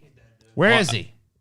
I don't know, man. I mean, Where the I think fuck? Banana Monkey shows up whenever he wants to. I mean, Son you don't of get a to bitch, tell. man. Did you clear it with Banana Monkey before you signed him up for this? No, I guess I didn't. Also, the person didn't technically do it right because they were supposed to give it. Oh, there he is. That son of a bitch. What Is you that want, even- TJ? I want to know what the fuck. Hey, you're supposed to. I don't know. People like you on this show. They're always asking for your segments and shit. So I figured we'd get you on here. But I just want to let you know I've fallen for your scam for the last fucking time. I'm done with your shit. Yeah, but Monkey must be honest with you, TJ. Once Yeah. Monkey discovered, the truth, none of this concerned Monkey anymore. Monkey no need your banana. Monkey no want. That's good. What? He's moved beyond bananas. What do you mean? I mean, when Monkey find himself face to monkey face with truth, What truth? he no care about banana no more. Whoa. Wait, what? What? Wait, well, hold on. Wait, what fucking truth? What you think you ready to hear the truth? I mean, Well, yeah, we like it. You think you ready to hear the truth, TJ? I mean, you I- can't handle the truth, TJ. I just want you to know if this is some kind of scheme where you're gonna be like the Oh, I truth is see, fucking I 100 see, I banana or all you banana or whatever there's the no, fuck. There's I no ain't money falling for it. involved. There's no money You're involved. gonna tell me the come truth to for free, Monkey. right? You come to Monkey, you go, you scammer. You a scammer. You publicly excoriate Monkey. Uh-huh. Then you say, oh, Monkey, you give free the truth. You give free. Uh-huh. You see nothing wrong with this, TJ? Maybe you ask nicely to All Monkey. right. Monkey, would you please give me the truth? Are you ready for the truth, TJ? I mean, I don't know. I can't know until I know it. You got to tell me. I warn you. Uh-huh. If you hear this truth, your life never the same, TJ. I mean, it seems like it's done good things for you. It's put you beyond the need for banana. So, I mean, like, that's got to be a powerful truth, right? No, not real, TJ. What? You think you put banana in your ass, TJ? What? You think when you put banana in your ass, that's your anus wrapping around the fruit? Uh-huh. Yeah, I mean, that's... You think when you peel banana and smell banana and eat banana, that's real? What proof you have of this, TJ? I mean, I guess I don't have any proof of it. How you not know complex chemical in your brain Uh-huh. being stimulated to reproduce what people think banana feel like when it goes in ass? What people think a banana tastes like when peeled? I mean, I guess I can't, really say. I mean, like, we could all just be like brains and vats somewhere being like stimulated by electrochemical fucking impulses and shit to... What if Monkey told you, TJ, Uh-huh. the truth go even deeper than that? Whoa. Holy shit. What the fuck? Holy fuck, dude. What if Monkey told you reality as you perceive is lie, TJ? Would you run from truth? Would you stay addicted to banana when you knew that the flavor was wrong? I mean, I don't know. I mean, I think you have to question the I'm questioning a lot nature of, of reality right like now. very basic assumptions of my life at this point. What is a banana? Does it even matter? Are you a robot? What is going? Okay. TJ, Right now, you must make choice. You either take the blue pill, stay comfortable, stay there, put banana in your ass, and you not remember this whole show tomorrow. Or you take red pill and monkey show you just how deep the monkey hole go. Do it, TJ. You gotta know, man. I mean, Only if you can handle the truth. If you, let's say, hold on, before you make choice. Okay. If you say are coward, blue pill. If you say are pussy, blue pill. If you say are unmanly, blue pill. If you say are incapable, blue pill. If you say are smart and philosophically different enough to choose the risky one, red pill. I mean, that sounds like me. I gotta go with that red pill. All right, TJ, you take your mouse. Yeah. Take your mouse. Okay, I got it. Click on red pill. All right. Like it. Click on red pill. Keep click. Okay. Okay. Initiating banana download. 50%, 65. I'm clicking it. It just keeps changing. It resizes the Keep window. going, TJ. You Look, just keep going. clicking. You just keep clicking. clicking. Yeah. 100. It's not All right, letting me. we're It's out. not Jack doing out. We anything. got It's just him kind banana. of like resizing the screen. We got him banana. Jack out. Him dumb. What? Him click on link. So stupid. What? Oh, The shit. fuck Me is not going hang up on? yet. Me not hang up. Wait, what the fuck? Wait, what? My banana account's been fucking drained. What the fuck? TJ, did you? Did it again, dude? I didn't agree to nothing. I didn't agree to shit. Flat out. Dude, you fucking got He flat out stole my fucking You banana got this fished time. by banana He monkey, fucking dude. flat out click stole on it. anything? No, that's bullshit. I did not send him my banana. He fucking stole my banana. Oh, look, no. I demand a fucking investigation. You clicked on the thing, man. You downloaded it. It's not, dude. It's not his fault. It's not Banana Monkey's fault. TJ, I mean, and look, man. I did the same thing with Banana Monkey, and I still have all my banana. So I don't know what happened with you, man. It's just you. Fucking asshole, dude. It's just you, man. He said that it was going to show me the truth. Did you click on a link? I mean, I didn't know it was a link. Oh, He just told me to click on the Dude. red pill. What? dude. Thank you, Banana Monkey. Dude, Banana Monkey just sent me 5 bananas, dude. Fucking what? What a Give me great those guy. are my bananas. He stole the. Give me those bananas. He stole those fucking bananas. my from me. bananas, you piece He of shit. stole those fucking bananas. those are my fucking bananas. bananas. No, they're in my account. You Yeah, can see because right they there. were. You're fucking in on the fucking scheme. No, is I'm why. not. Sitting here trying to fucking reinforce Man, this you are bullshit. saying- You're you're a saying- fucking piece you're a of fucking shit. liar. No, you're a piece fucking of liar. fucking shit. What you are? You're a fucking piece of Stop shit. it. You're a fucking piece of shit. No. Fuck you, Scotty. Fuck this bullshit. And fuck this fucking audience. I'm not bringing that son of a bitch back on the show. Dude, That you motherfucker's didn't do barred. nothing wrong. That motherfucking Banana Monkey bullshit. Now, even know what Banana Monkey, he's fucking banned from this show. No, he's not. He's No, he's barred not. from this fucking show. No, Unilateral fucking decision. I am banning that then motherfucker what- from this you- show. No, TJ, no. You can't make your own decision. I'm banned. He's banned. He's not if banned. If he shows up, I go. No. I'm gone. No. I'm leaving the second I see him. Okay, you know what? He Fine. pops up on the screen. I walk out. Fine. I'm not fucking doing this shit no more. Fine. He has scammed me out of my fucking bananas. Yeah, how many fucking bananas I've lost that son of a bitch? All right, then walk off, TJ. It's ridiculous. If you don't have the courage to face Banana Monkey, then just tell him. Just say, look, I can't do it. Banana Monkey's always been cool to me. Yeah, always been fun. I've always nice. made more bananas than I lost with Banana Monkey. I mean, anytime you make a financial move, you're taking a risk. I understand that, but I've always. Yeah, I mean, me and Paul have done very well. Banana Monkey's always been trustworthy. He's always been upfront. The people love him. Yeah. You can't unilaterally ban Banana Monkey. Yeah, there's no way I agree to that. I don't see any evidence that he scammed you of anything. Your banana account is probably empty because you're a frivolous banana spender. You probably put them all in your ass. You're a known, Bitch, bro. You're a known bitch. banana analyst. Son of a bitch. Well, that's Onion Nuggets. See you guys again next week. Be sure to check out our explainer video down below. Thank you for all the generous donations. We ended up with $500 in super chats. 171 in Streamlabs. Thank you very much for that. We super appreciate that. That helps us do all the shit we do. Check out that explainer video. See the kind of shit we got going on in 2022. I think you guys will be pleasantly surprised by the content. We got some Cinema for Cynics coming back, Dank D&D coming back. More details in that video. Go watch it on our channel. And love y'all. See you next time. Bye. Bye. Bye. Oh, yeah.